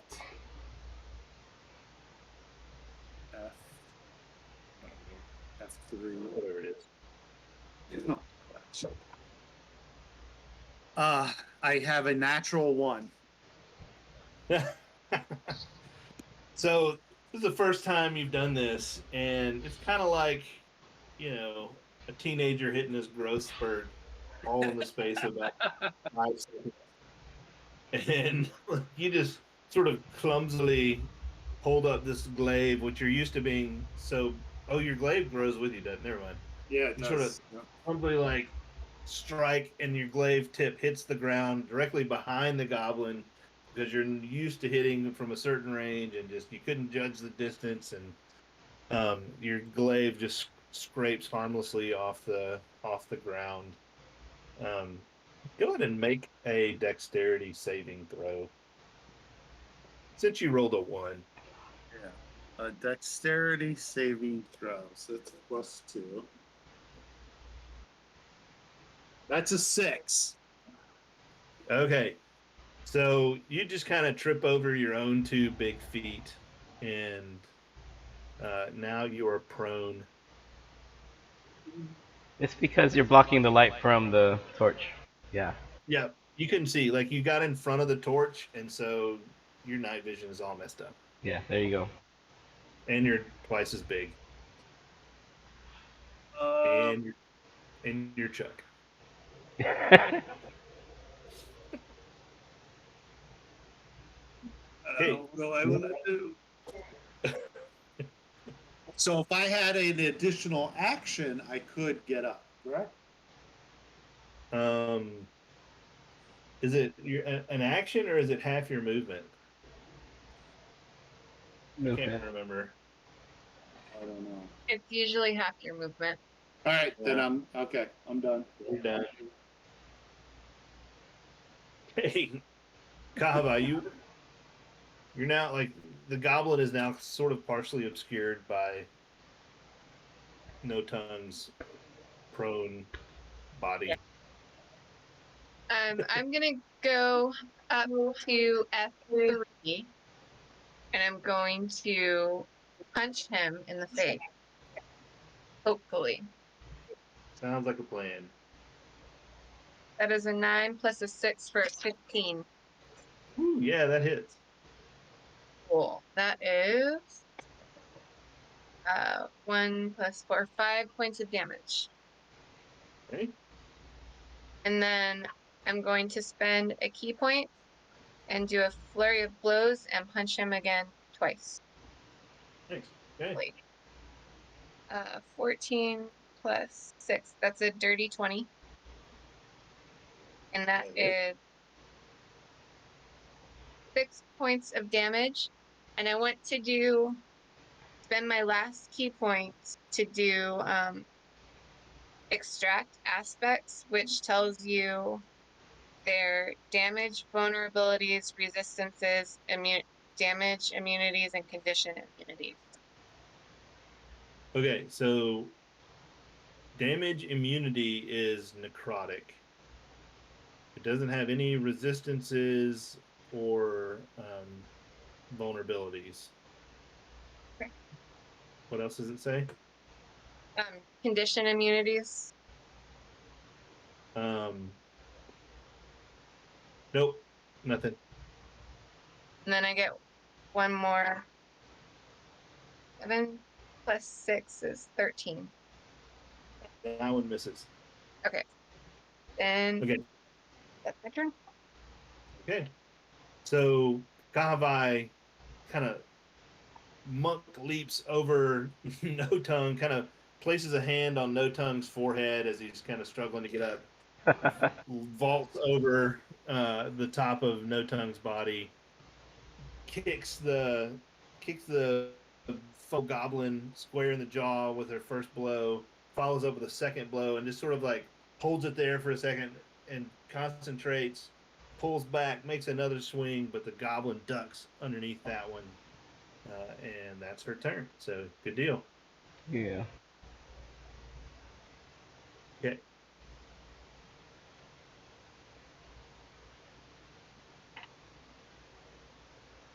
Okay. Goblin advances, fires an arrow at Kahavai, but the arrow whizzes overhead. You only get to catch it if it's going to hit you, right? Yeah, I only get to catch it if you actually hit. Okay.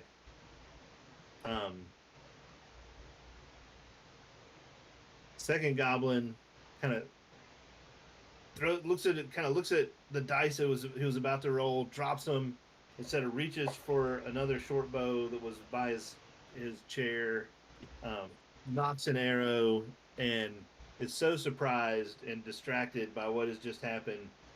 He actually the arrow just sort of like clink falls out of his bow, and he misses his turn. He rolled a 1. Third goblin kind of looks at the second one of what just happened and takes his bow and with shaking hands fires it at No Tongue's prone giant form and somehow manages to miss this massive wad of Goliath that was laying on the floor right there. This goblin, seeing the total ineffectiveness of arrows so far, advances with a drawn scimitar, swings at Kahavai's head. Ka, you just again do the paint a fence and deflects the scimitar. Siobhan, your go. So Siobhan's gonna come up to around that corner, basically where Kahavai was, previously. Okay. Am I able to, with giant right there, am I able to get a clear shot of, I can't see what number it is, but the dude that's like kind of straight line up above? The regular goblin or the fungal goblin? I can't tell. The one that is like a straight line from me. It's very northwest, like the most northwest first one you'd hit if I go straight up and over. Okay. You see what I'm talking about? One Maybe. square west of me. That one. That one? No, not that one. The one that's further up. Two ahead of that. Two straight up from that one. So goblin, but This not guy? Yeah, that guy. Okay. Yeah, you can see him. Okay. He's one of the ones that has kind of the fungus growth all over his body. Okay. I am going to do a firebolt. Okay.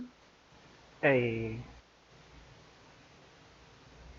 But I'm not going to. It's an 8.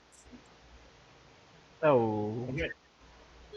So Siobhan runs up, flame in hand, throws a firebolt, and it kind of glances off his fungal armor there and just sort of fizzles, and you kind of get this nasty smell of burned mushrooms.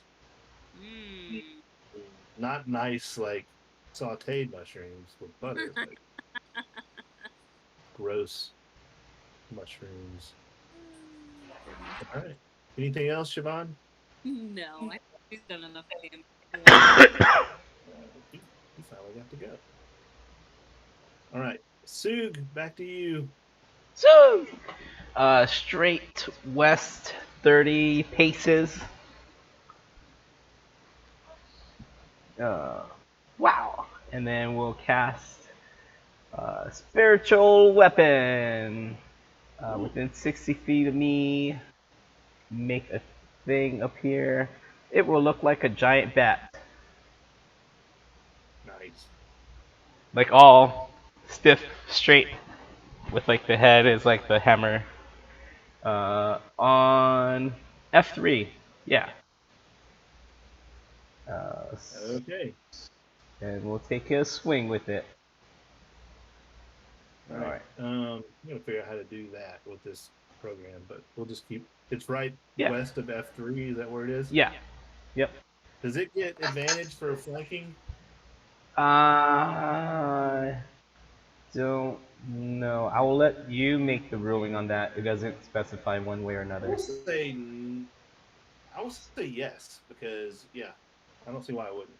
Right. So first roll was a 17. Good. That hits. Come on. Worse. 17. Alright.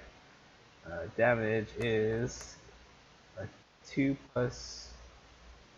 What was that? 3? 5. 5 damage. Nice. So that's my bonus action. We'll use action to do a Sacred Flame cantrip?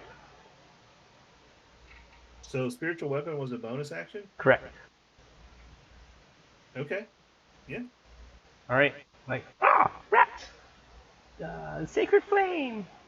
13 dexterity saving throw. Alright. I think he's gonna fail that. Yep. Yeah. So yeah, he fails. Roll damage. 1!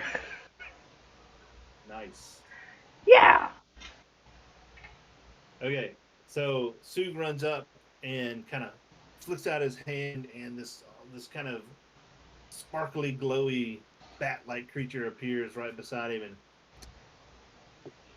smacks him with his wings.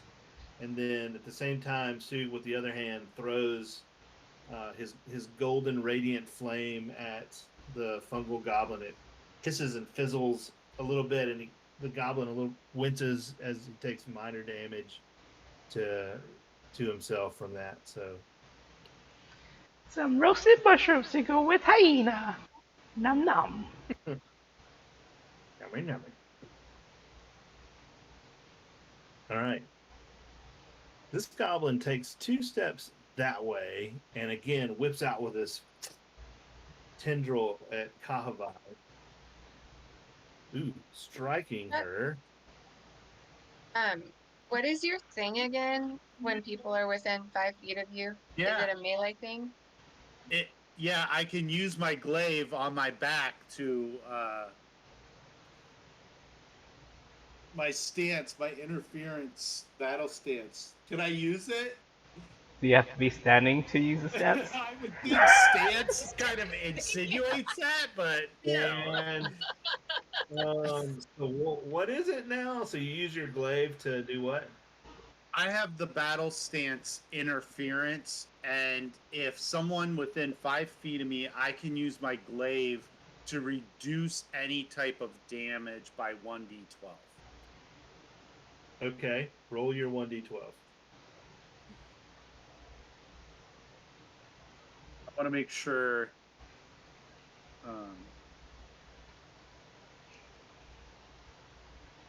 When a creature you can see hits a target other than you within 5 feet of you with an attack, it's 1d10 plus 2. Okay.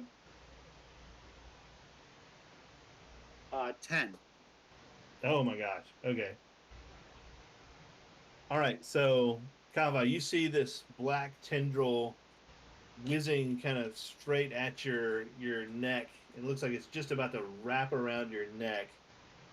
When suddenly No Tongue's glaive darts out and just literally hacks the end, like the last 6 inches of this nasty fungal tendril off. Even as he's standing on the ground, he just sort of like kind of cocks his head and looks up at you and kind of gives you a weak smile. So I sign thank you because I assume I would know that word by now. there you go. For signing, thank you, however. The one next to you, the fungal goblin next to you with like pulls out his scimitar, and the fungus from his arm just sort of travels up the blade as he strikes out at you with it. 17 hit. Yeah. So 4 points of necrotic damage from the scimitar. Kind of bites into you, and you can kind of see the flesh just sort of going gray where the wound is made by the scimitar.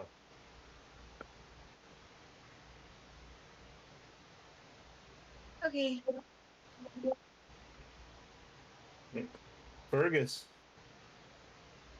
Alright, we're gonna have Fergus move up by Kahavai. Like there?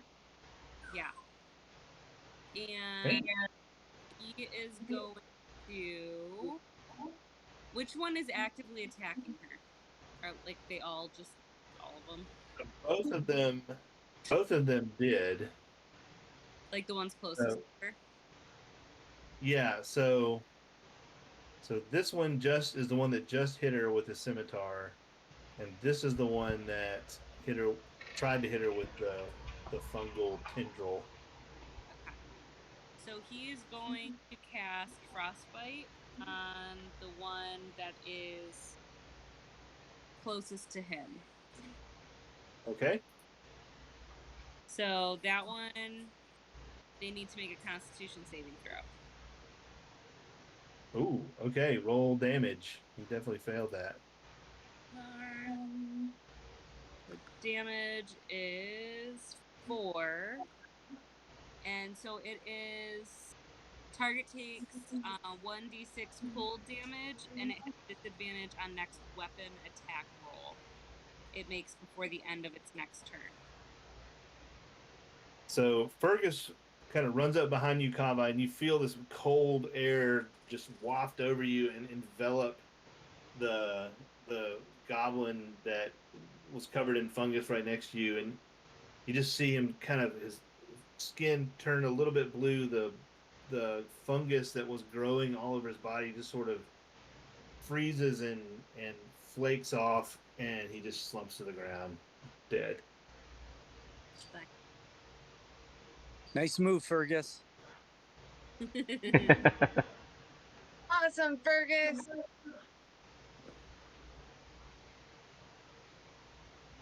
Okay. Anything else from Fergus?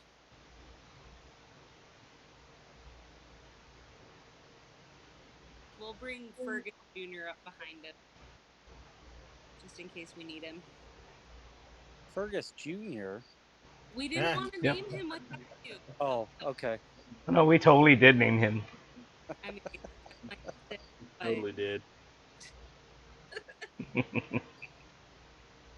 Okay. already. All right, No Tongue, what are you gonna do? I stand up. Okay. And then I move to the north.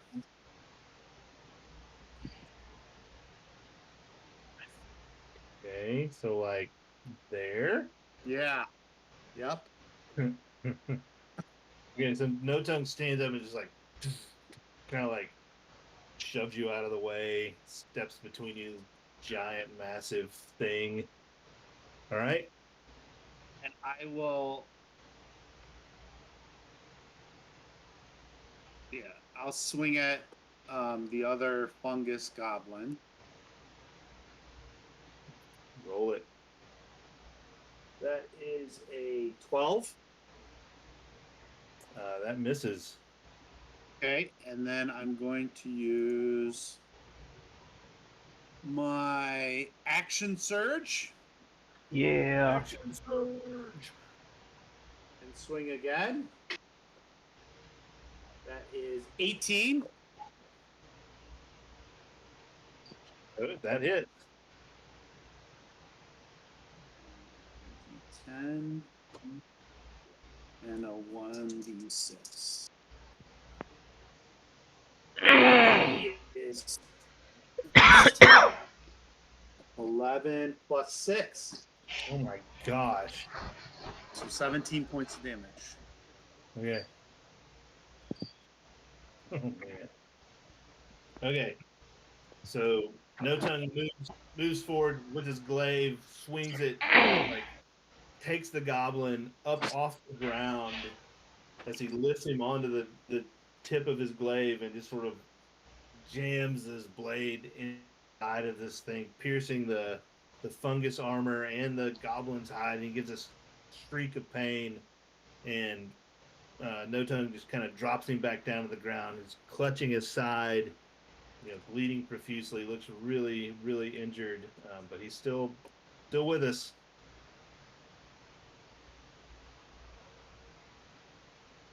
So, anything else? Nope, that's it. Okay.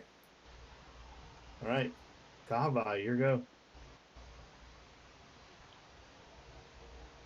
I am going to try to hit the goblin right in front of me, Okay. and that is a 25, Definitely gonna do it. and that's 2 plus 4 is 6 points of damage. And as a bonus action, I would like to use my movement to go up around to the fungusy one, and then use my bonus action to swing at him. Okay. Take a swing. 17 plus 5 is 22. All right, that hits. Roll damage. And that is 2 plus 4 is 6. Hey. Okay. Yeah. Kava just sort of dismissively backhand the goblin right next to her. She runs around No Tongue's massive hulk and just punches straight out and smashes the nose of the fungus goblin.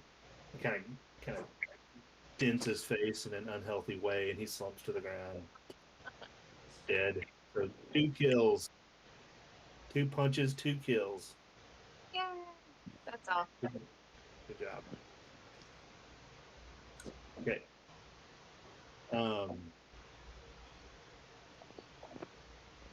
This goblin's going to kind of move back this direction. No, he's not. I'm going to stay right where he is.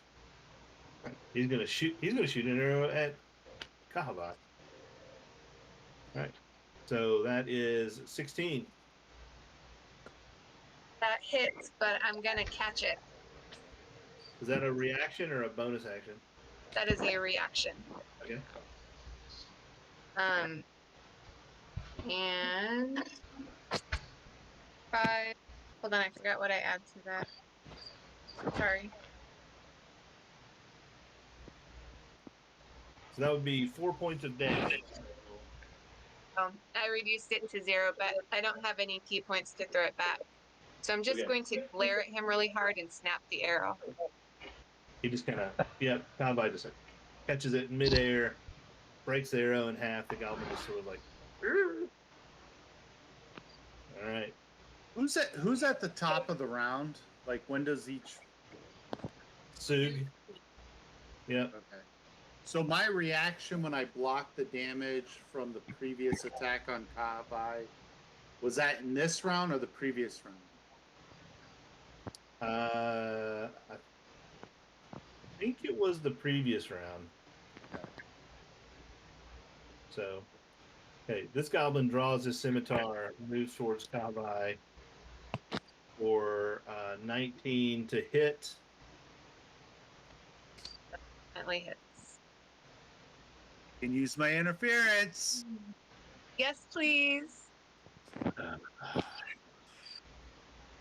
So, all right, how do you? So, what do you do again? Next week we're all gonna die, right? Can't do anything fun. Right. It's 1d10 plus 2. Okay, roll it. 1d10 plus It's just all gonna be casters. 2. 5. Only 5 points of damage. Okay. So the glaive kind of reaches around and deflects the scimitar where it would have been a true hit, but it only just kind of grazes your arm, does 3 points of damage instead of the 8 it was going to do. Has anybody gotten a hit besides me? Or have I taken it all? I think you're the only one so far. Okay, just curious. You insinuating something? No, not at all. I'm out in front. I would expect it. Fergus All right. has a potion of healing if you need it. All right. So Maybe a short An rest arrow. later. an arrow flies at No Tongue's head for 14. Does that hit you, No Tongue? No, it does not. All right.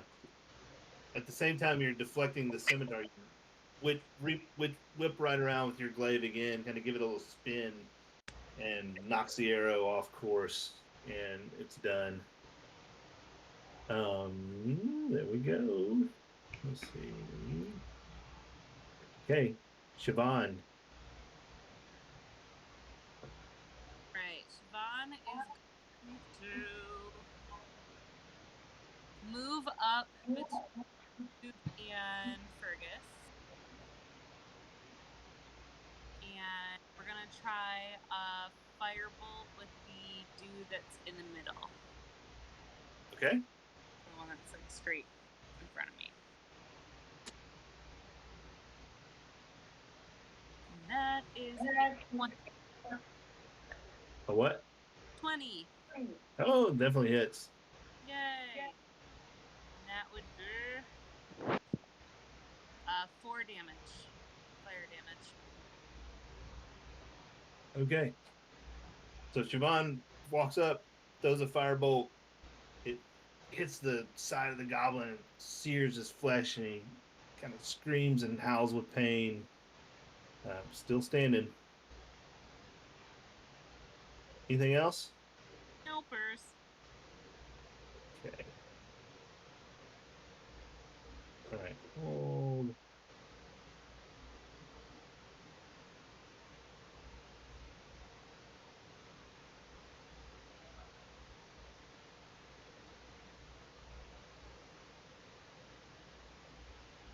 Okay. Sug, you're up. Sug is gonna move up 2 paces, stand in the squishy dead mushroom guts pile, Mm. move the spiritual weapon to Goblin 1, and attack with the giant bat.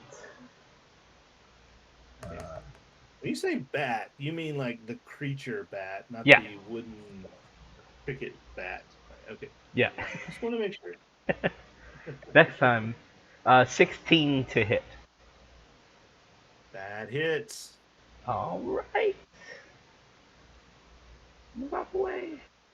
So let me click on the damage die. There we go. 13! Wait, let me make sure. Oh man. No, 11. So the bat kind of flutters up and kind of flaps his wings really quickly and rushes down and kind of gives the goblin a headbutt so fiercely that the kind of a flash of radiant light and the goblin slumps to the ground dead. Oof! Yeah. And then Radiant Flame. Yeah, the one that Siobhan attacked. Dexterity Okay. saving throw. 13. So, all right. So you throw your flame of radiant light at the goblin, and he manages to kind of duck underneath the table, and he's cowering there underneath the table. But your sacred flame misses him. And then yep, that's my turn. Squishy the toes in the goo. Feels like home. Yes.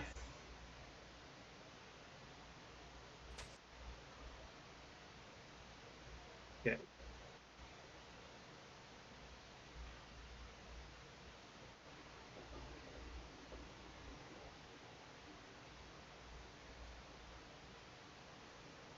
All right.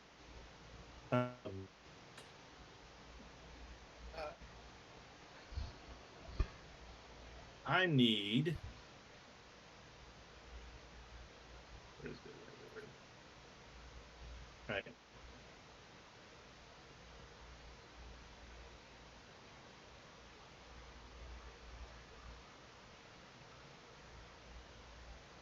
Right.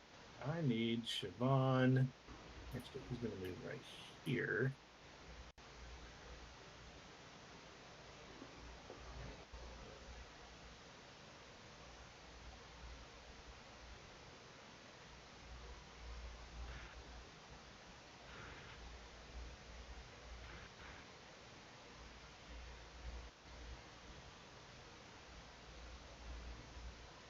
Boom.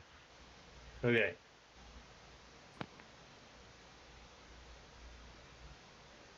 There's the wizard.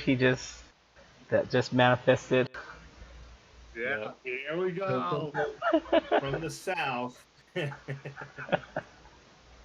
out steps a goblin, hooded and cloaked. This is one of the shaman, like you saw at the other. So I need Kahavai, No Tongue, and Siobhan to each make a dexterity saving throw.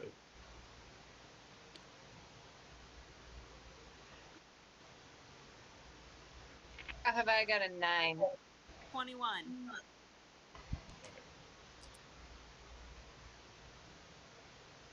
Oh, Hopefully Siobhan did something right. some of the many dice I just rolled off the table. Oh, 7. many dice.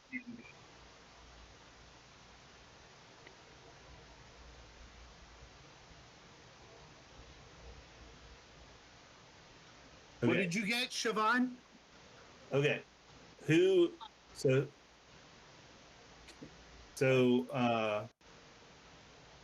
What did Siobhan get? 21. 21. Okay, Siobhan, you Oh. take. So the shaman steps out from down the corridor somewhere. You don't know where. Waves his hands, and a glowing blue ball of electrical energy starts to form between his hands, and he throws it out towards you, and a streak of lightning pierces straight through your bodies. Siobhan, you manage to duck just in time, but it still races along the edge of your back and catches you. You take 11 points of damage. Okay, no what did- tongue. No tongue and Kahabai, you each take 22 points of lightning damage. I am going to redirect the damage to Kahabai using my Cloud Ruin. I'm cursing you. And I'm going to have it hit Goblin number 2. Okay. I'm not dead. No, you take 22 points of damage. He's selfishly saving himself. No, not me. I can't do it to me. Oh, you can't. So Kahabai does avoid all the damage. Yeah. Hey, Okay. two, you're the best. My goodness. Selfishly. How dare you, sir? How dare you? Um, Okay, so here's what happened. The lightning bolt streaks over Siobhan's form, and she, just grazes her. No tongue. What item is this cloud rune on? my glaive. Your glaive. Okay, you guys noticed while you took the long rest, No Tongue kind of curiously etching several strange runes into the blade of his glaive. As the lightning bolt strikes him, he holds the glaive out, and the rune glows with a fierce blue light, and the lightning bolt just seems to be absorbed into the rune of the glaive, even as No Tongue himself bears the full brunt of the spell's power. He then sweeps the glaive around with the glowing rune on the blade and points at that goblin, whose eyes go wide even as the full force of that lightning bolt spell strikes him in the chest, and he just explodes this green, blue, electrical mess. There you go. That's what happened. Well done. I actually kind of like that, No Tongue. Amazing. There's one. That is so cool. I'm hurting though. Oh.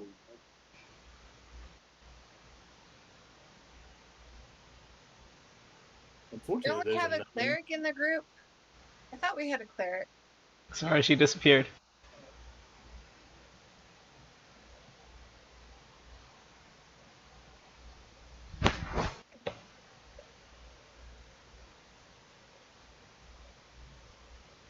Did the healer fall off a cliff?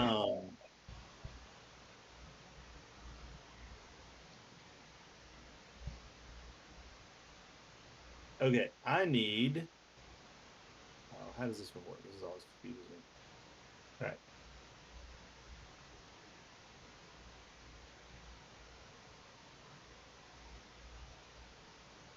Okay.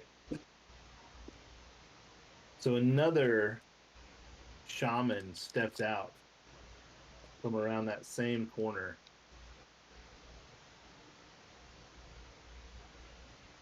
Starts to chant.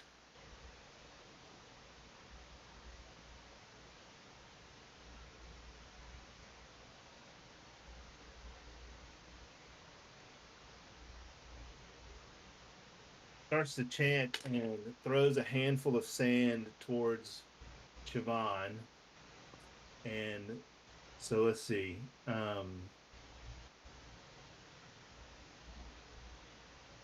Siobhan, what's your current hit points? say none of your business. 15. What I got left? Okay. Siobhan, you fall into a deep sleep. Wait, magic can't put me to sleep. Oh, I forgot about that. Sue, you feel the sleep kind of coming over you, but you resist it. The shaman looks at his spell pouch, looks at his hand, kind of looks at you, and realizes, and is disgusted with himself. Dang. Aw. All right, Fergus. Yes. Very cool if I shoot your hyena at one common. You can keep going. Okay. So we're gonna stick the hyena, aka Fergus Jr., on that shaman that hit us with the lightning bolt. Okay. Oh, give me my dice. 20. That hits. That hurts. And 1d6. That would be 4. 4. 4 damage, piercing damage. Okay.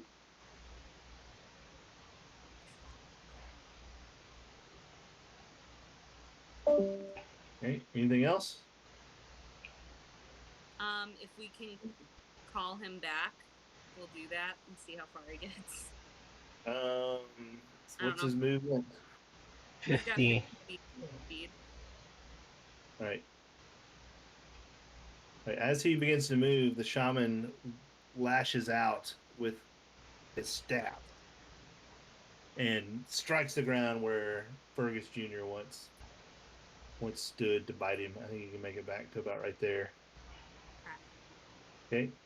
Fergus still has his movement and bonus actions, if any.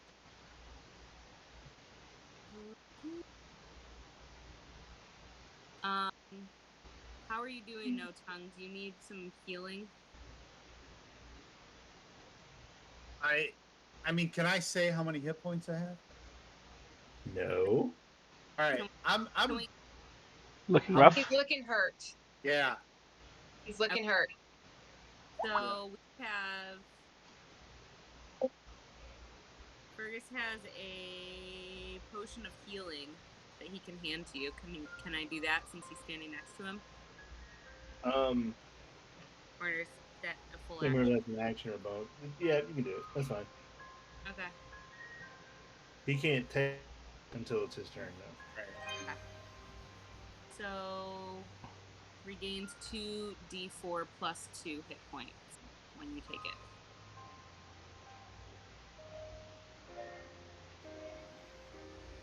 Okay, now it is your turn, No Tongue.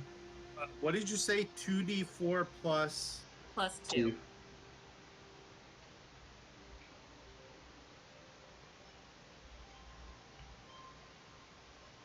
my turn.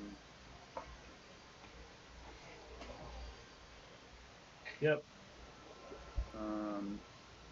Just thinking about what I need to do. Well, okay, so the first thing I'm gonna do, I will use second wind.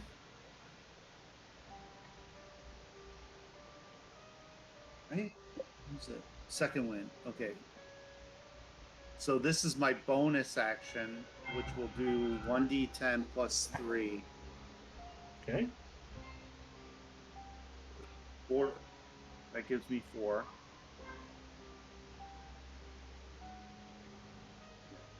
Okay.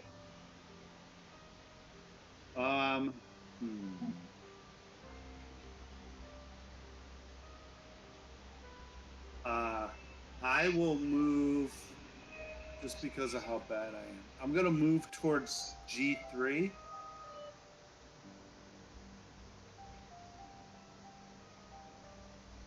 Like that. Yeah, I think that'll be. Well, no. Can can I go like 5 down? Just in case I don't finish off. My God, that's good. And then I will attack G3. Okay.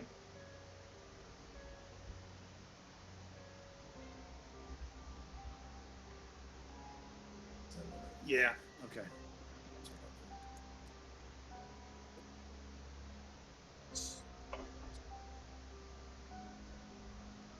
17. Definitely hits.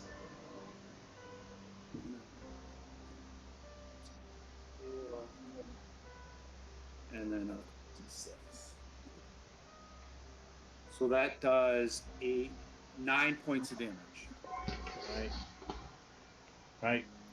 So your glaive just kind of passes cleanly through the goblin's body, kind of gives a little, and you pull it out, and he slumps to the ground. He's dead. Okay. If I still have movement, right? Yeah, I think you used like 10 feet Okay. so far.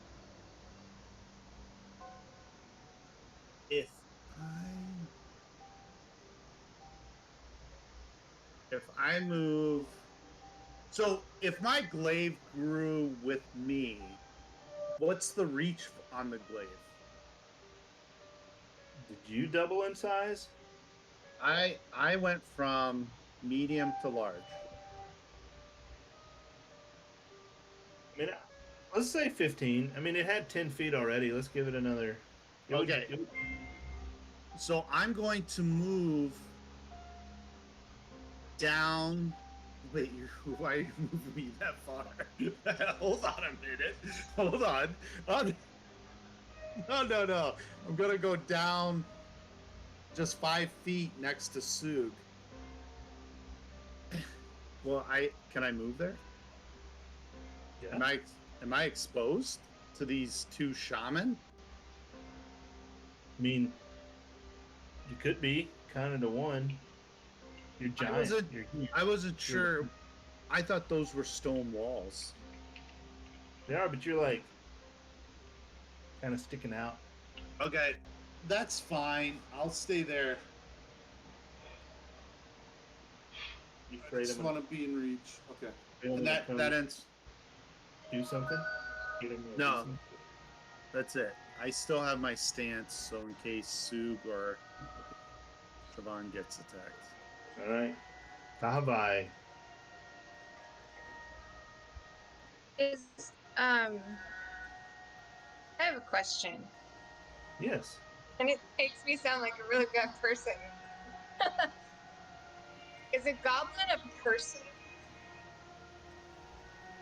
I mean, sure. Okay. This is a, like, charm person. Uh-huh. Yep. So I am going to move by. I think I have to move up to be in range. I'm trying to move as well. And my phone is freezing.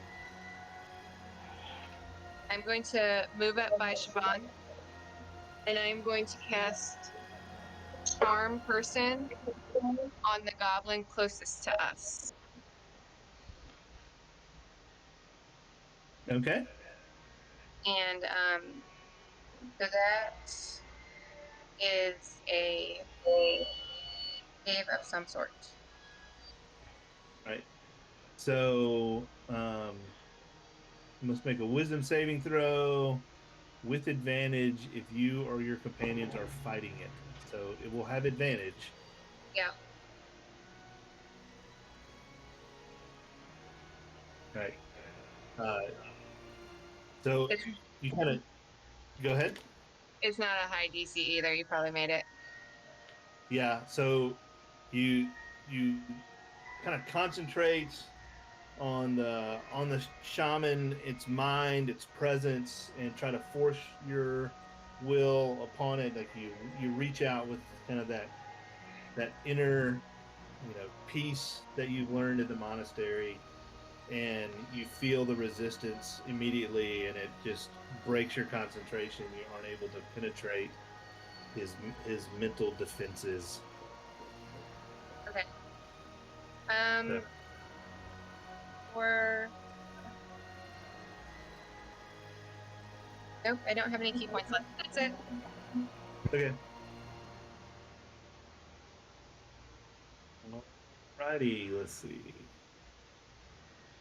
Okay, Siobhan, you're up.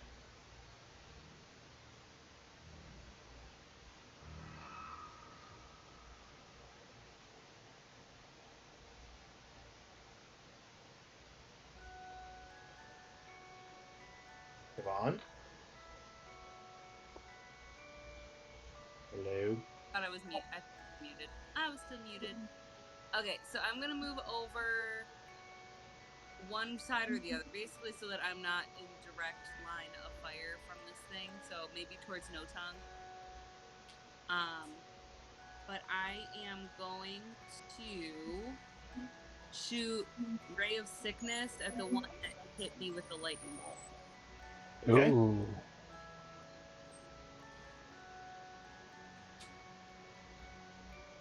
18. That hits. Okay.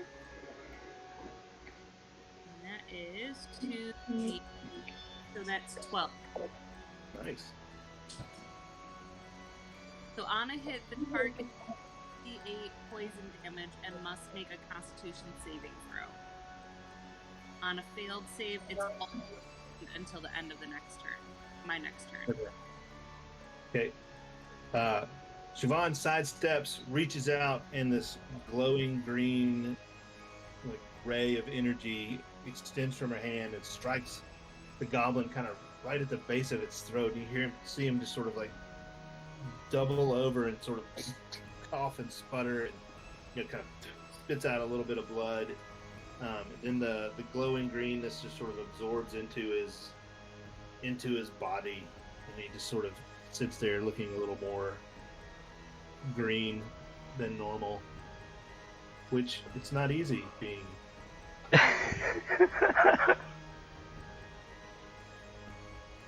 Okay, anything else, Siobhan? Did it make a saving throw or did it die? So if it fails, it becomes poisoned? Until the end of my next turn. Okay. Yeah, it's hard to tell. You feel like it did not make its saving throw, and that it is in fact poisoned. Okay. On my next turn. So so on your next turn, does it take poison damage again? Yes. Okay. Okie doke. You got more movement. Are you gonna do anything? No, I'm good. All right. Okay, Sug, you're up. So first thing, oh excuse me, pat No Tongue on the calf for 6 points of healing, cure wounds, and then I will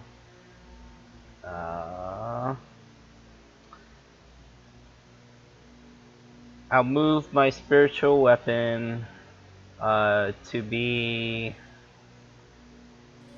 a square southeast of Siobhan. It's only got a 20-foot movement, where I can move it 20 feet. And then I will move northwest 1 pace. Right there. Yeah. And I'll let you make the ruling if I could hold in attack with the spiritual weapon. I've been trying to see if I can find rules. I think you can. Yeah, I haven't been able to find anything one way or the other. Yeah. Yeah. Isn't spiritual weapon a second bonus attack? It's a bonus action, yeah. So I'm not sure. But yeah, if I can. So you're holding your action. You're holding your spiritual weapon attack until what happens? Until a baddie comes in range of it. Okay. Yep. Yeah, sure. We can do that. Cool. That's my turn. I've got a little marker. I've got to figure out how to make the markers. Yeah. I know where your spiritual weapon is, in other words. Yeah, So, yeah. Okay. Anything else? Nope, that's it. That's my turn. Okay.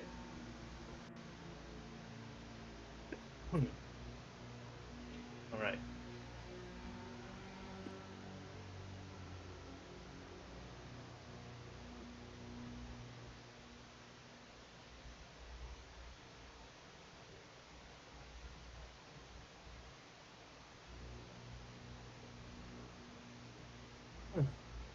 Okay.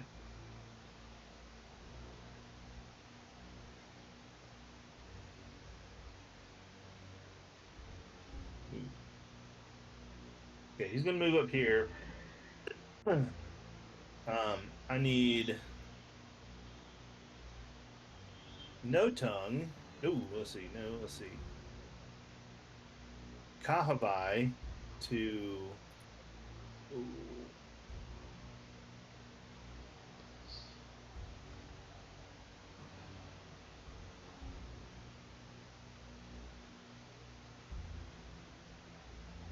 All right. Kahabai, you fall asleep.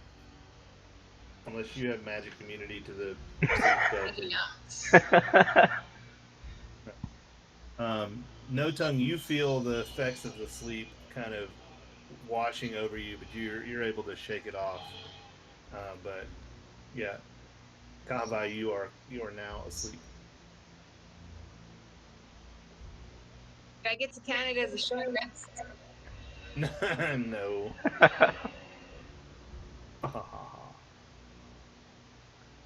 Really short rest. Well, Okay. you know, This shaman. So this shaman runs up and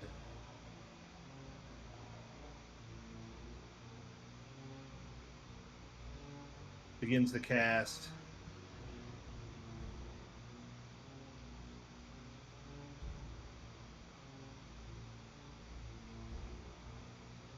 Where is it? Boom. From where you guys are, all of a sudden the ground sprouts these black, spiky growths like surrounding you within that entire. Can everybody see that circle that I drew on the ground? Yep. All right. These spiky growths spring up from the ground.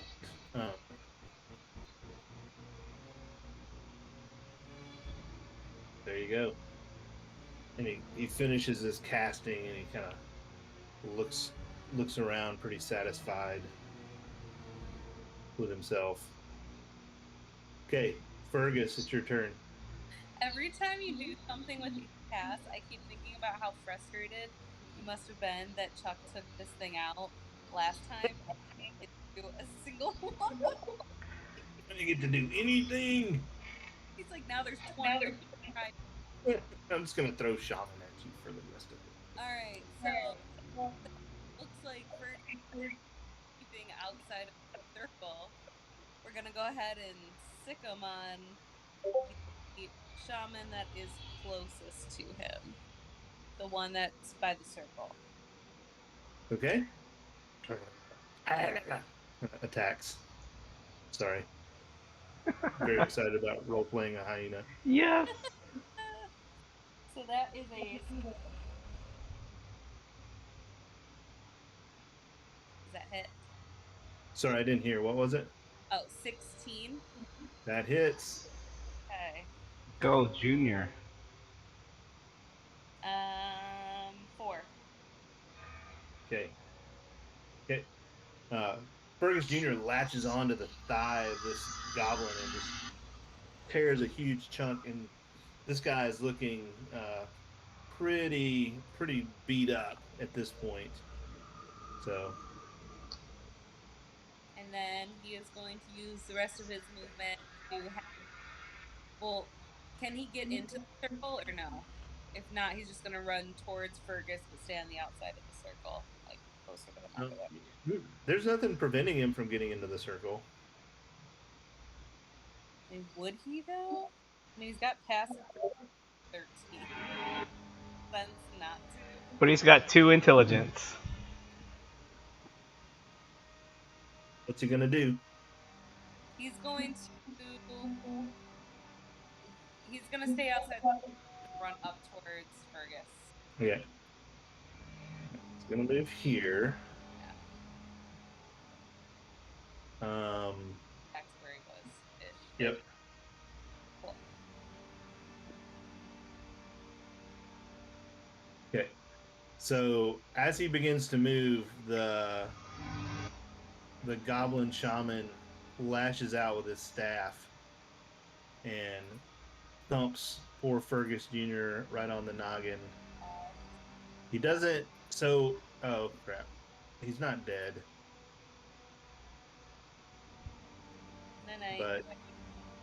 But he is down to 0, and he is unconscious. So he does not actually make it to where he was going to go. So Fergus Jr. is now unconscious. Well, at least he got the chunk out before it happened. There you go. He lived a good life. Right. He's not dead. He's not dead. He helped us along the way. Snoop's thinking, well, I've got this torch. There we go. No. Yep. Okay. Is Fergus gonna do anything? I mean, so what is this circle? Is it just like these things are popping up? Are they? There's some kind of growth that has sprouted out of the dead rock. These spiky looking, they're almost like plants. They're kind of a cross between plants and this fungus that's been infecting everything. But they definitely look like sharp spikes. Okay, so if Fergus can't just move outside the circle. Okay.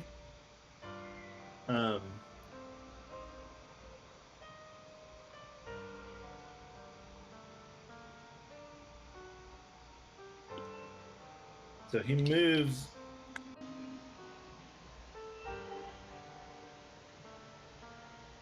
So he takes 2 points of damage as he moves to here, 5 feet, and then when he takes another step, he's outside the circle and he doesn't take any damage. So, Okay, so Fergus takes 2 points of damage.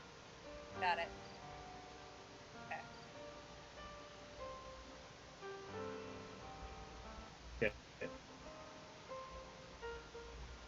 All right, first, you're no tongue, you're up. Okay. So, Shaman 1, he's 15 feet from me, correct? Yeah, correct. So I'm gonna swing at Shaman number 1. Swing away. That is a 10. To hit? That's not good enough. What'd you say? I'm sorry? A 10 to hit? Yeah, 10 to hit. Yeah, it doesn't hit. Okay. And All right. I believe that's the end of my...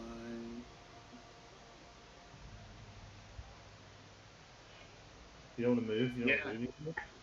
Well, I can hit him from here. Okay. Yeah, I'm done. All right. No Tongue reaches out and just the shaman ducks out of the way as he flanks. Kahavai.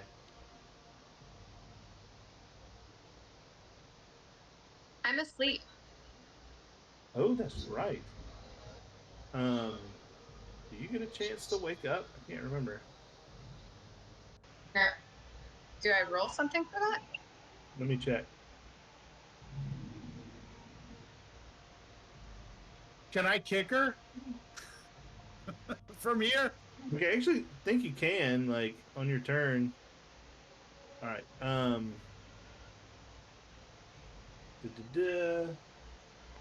So the sleeper takes damage, or someone wakes up. The spell ends. The sleeper takes damage, or someone uses an action to slap or shake the sleeper awake. So, all right. Yep, you're asleep.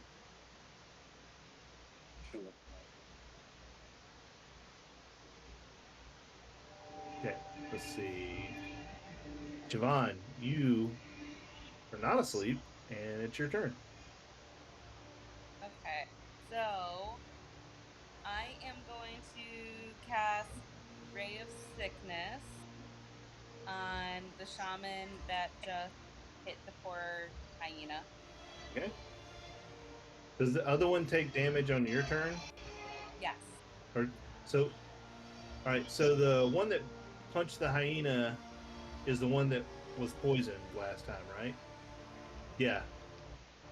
Yes. So roll damage on him. Okay. Yep, because the other one hasn't taken any damage. 11. All right. So after he whacks poor Fergus Jr., he just starts to double over, retching and just kind of vomiting up this filth and nastiness till he finally expends himself and he is no more. And so you get that one for free. You have all of your actions and all of your movement and everything. So Okay, so I am going to cast Ray of Sickness on the other one then. okay, And that's a 19. that definitely hits. And that is 9 damage. Nice. Okay. Again, he's just sort of starts to choke and retch and spit up blood, and he looks sick from where you stand. So Can I use a bonus action? Can I reach Kahabai to kick her or hit her? oh, you have to use an action to wake up. Oh. I'm sleeping, so Never mind then. That would just be rude to kick her for no reason then. yeah. Kick her for fun. While she's Anything down. else?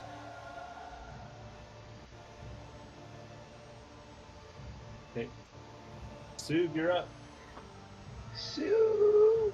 Gonna move the spiritual weapon just north of the goblin and take a swing. Take a swing. That is a 24 to hit. Yes. And a 7 damage. Bat flutters over and kind of does this weird little spinny attack with his little wings. Lacerates the goblin's chest a little bit. Yeah. So he's pretty battered and beat up. Good job, Soup Jr. Okay. And I will... I guess I can cast a Sacred Flame from here. 5, 10, 15, 20, 25, 30... Yep, under 60. Sacred Flame! Okay. Dexterity 13. Alright. So your radiant damage comes out and is not able to resist or dodge out of the way and strikes him in the chest. Yes. Roll damage. 5 damage. Oh my goodness. Okay. He's just his cloak and his little bangles and bones and things are just smoking from the radiant damage. He's gripping his stomach and retching from the poison damage. He is looking really, really rough. Oh. But he's got one more trick up his sleeve. What is it going to be? Whoa. Let's see. He kind of reaches out with what is the range on that?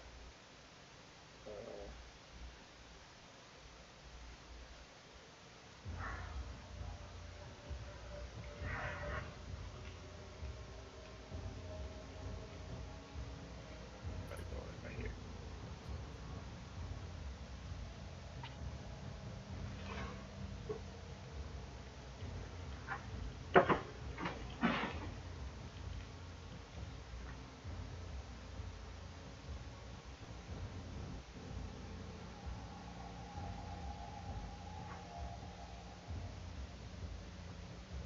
All right.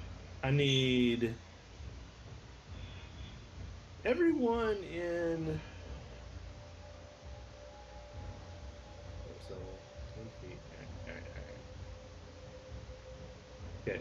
Yep. I need No Tongue, Sue, Siobhan, but not Kabai, to make a dexterity saving throw.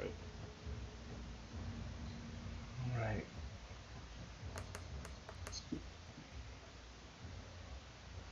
$13! Okay. 12. 12. Yeah. No Tongue, what'd you get? I also got a 12. Okay.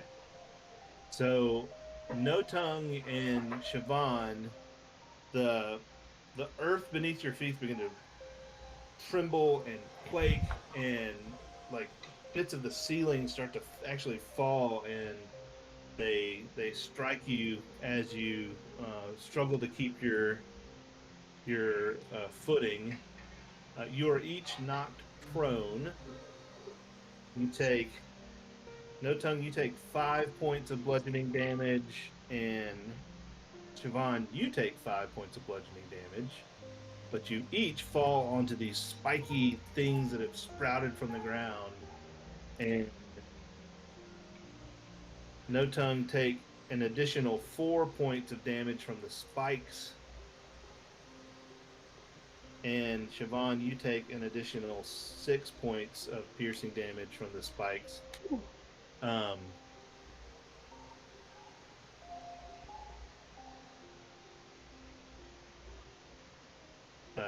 Sue, you are so already close to the ground. You're able to kind of duck and dodge behind No Tongue and maintain your footing through the whole thing.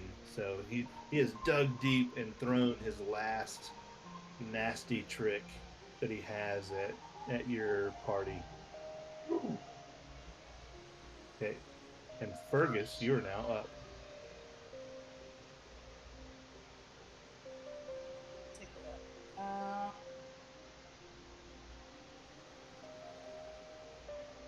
Fergus Jr. has one successful death saving throw, so that's good. Okay. All right. So it's just the one right now, right? The one. Just one goblin shaman, and he is looking bad. All right. Frostbite. We're gonna try and hit a frostbite. So that's Constitution saving throw. What's the DC on it? 11 Constitution saving throw. Okay. He manages to, he feels the cold, kind of huddles up, kind of pulls his arms around his chest, and kind of manages to shake off the frostbite. Okay. Does he take half damage or anything, or is it just all or nothing? I think it's all or nothing. Okay. All or nothing. Yep. Okay. Let's see. I don't think that we have anything else we can do. All right, we're just gonna chill. Okay. All right. No Tongue.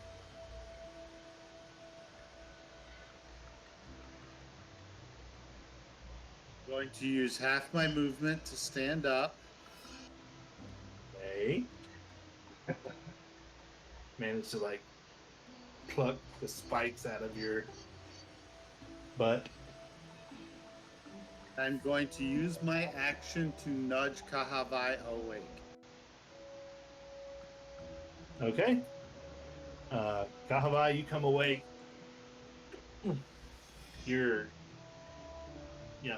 You come awake. You don't notice kind of what's on the ground around you in terms of the spikes, but you just know No Tongue is like prodding you with the butt of his glaive.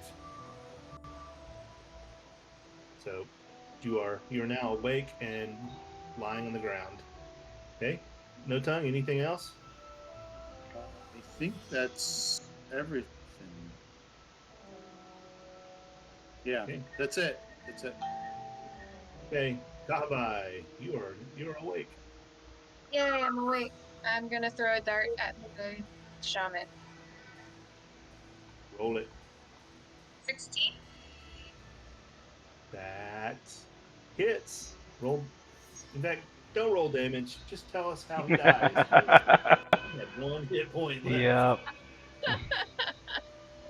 Um. So, yeah, I wake up and I stand up and I look at the mess around me, and I see the shaman standing off in the distance, and I just take out the dart and I throw it, and it goes right through his eye and like pins him to the wall. Eh. Good job. That was all right. Epic, epic session. Oh man. Fergus Jr. Did not think we were gonna survive that, guys. I feel like we need a long rest. We need. I took a short rest. Chuck, your ability saving I would have been dead probably twice over if it weren't for you. Yeah, I'm glad we stuck together in this fight. Yeah, I and would we all and got our signature go-to moves. 2 points Right. exhausted. So Yeah.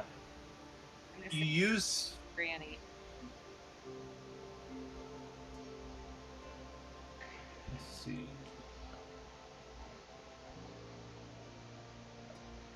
Yeah. Siobhan started using Ray of Sickness. I got my spiritual weapon, Sacred Flame, and No Tongue started using half his movement to stand up. I think I'm going to need a short rest because I'll use hit dice to kind of heal up. Yeah, I'm gonna need a short rest also. How do I use the hit rest to To hit, or hit dice? you just say you're going to spend it. But I think it's regaining the hit dice that I forget what it is. I mean, there's The a short. half You regain half your hit dice. on a long Oh, rest. long rest. Ooh, Hey, can y'all see? Can yeah, y'all see this? yeah. Okay. Yeah. Hey. Sug Spiritual Bat. Can you just say Sug Jr.? Oh, I can't do that. Yeah. I'm assuming we're ending it now, right? Yeah. I figured we would just figure out where our points are gonna be or what our rest is gonna be. Actually, take it. But am I allowed to tell you my hit points now? Or no? I'm not supposed to do that. Oh, yeah. You can do that. That's fine. I only have 4 left. So, also, how do we revive Fergus Jr.? Or is he just like we just leaving him here? The same way you revive PC, like with a healing spell, or he'll regain hit points with a short rest. Okay. Just put him on top of this campfire. So if we all take a short rest, I would just do that short rest button, right? Do you Yeah. go back to normal size, Chuck? Yes, I do. Yep. Okay.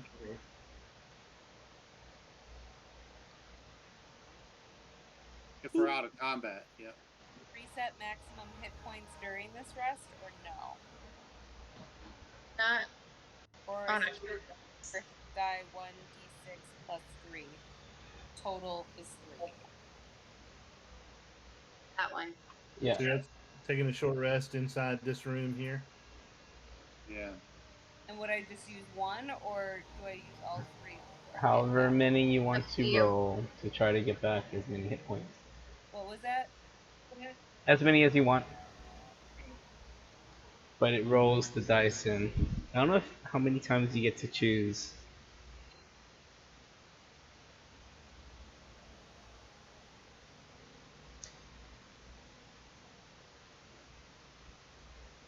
You can choose all three if you wanted to. And Yeah. when you hit short rest, it has them all clickable. Yeah. So we won't. I guess we won't get into it tonight. But Sug's gonna search the room. Sug doesn't need to rest. I would like to search as well. Help search. Okay. I will. So roll. You guys just roll a perception. Sweet. Yes. Dirty 20. Visual, I get advantage, yeah. Yeah. Dirty What'd you roll? 20. Sue? Dirty 20. I got with advantage. I got a 5, a 4, and a 2. All right.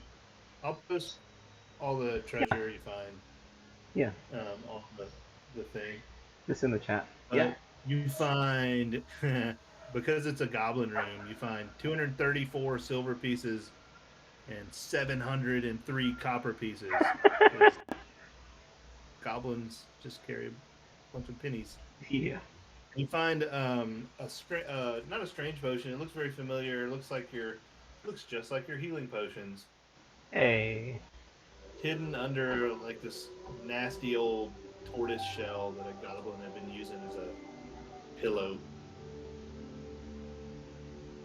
You can keep the tortoise shell if you want to. Yeah, for sure. That's going in the inventory. Nice.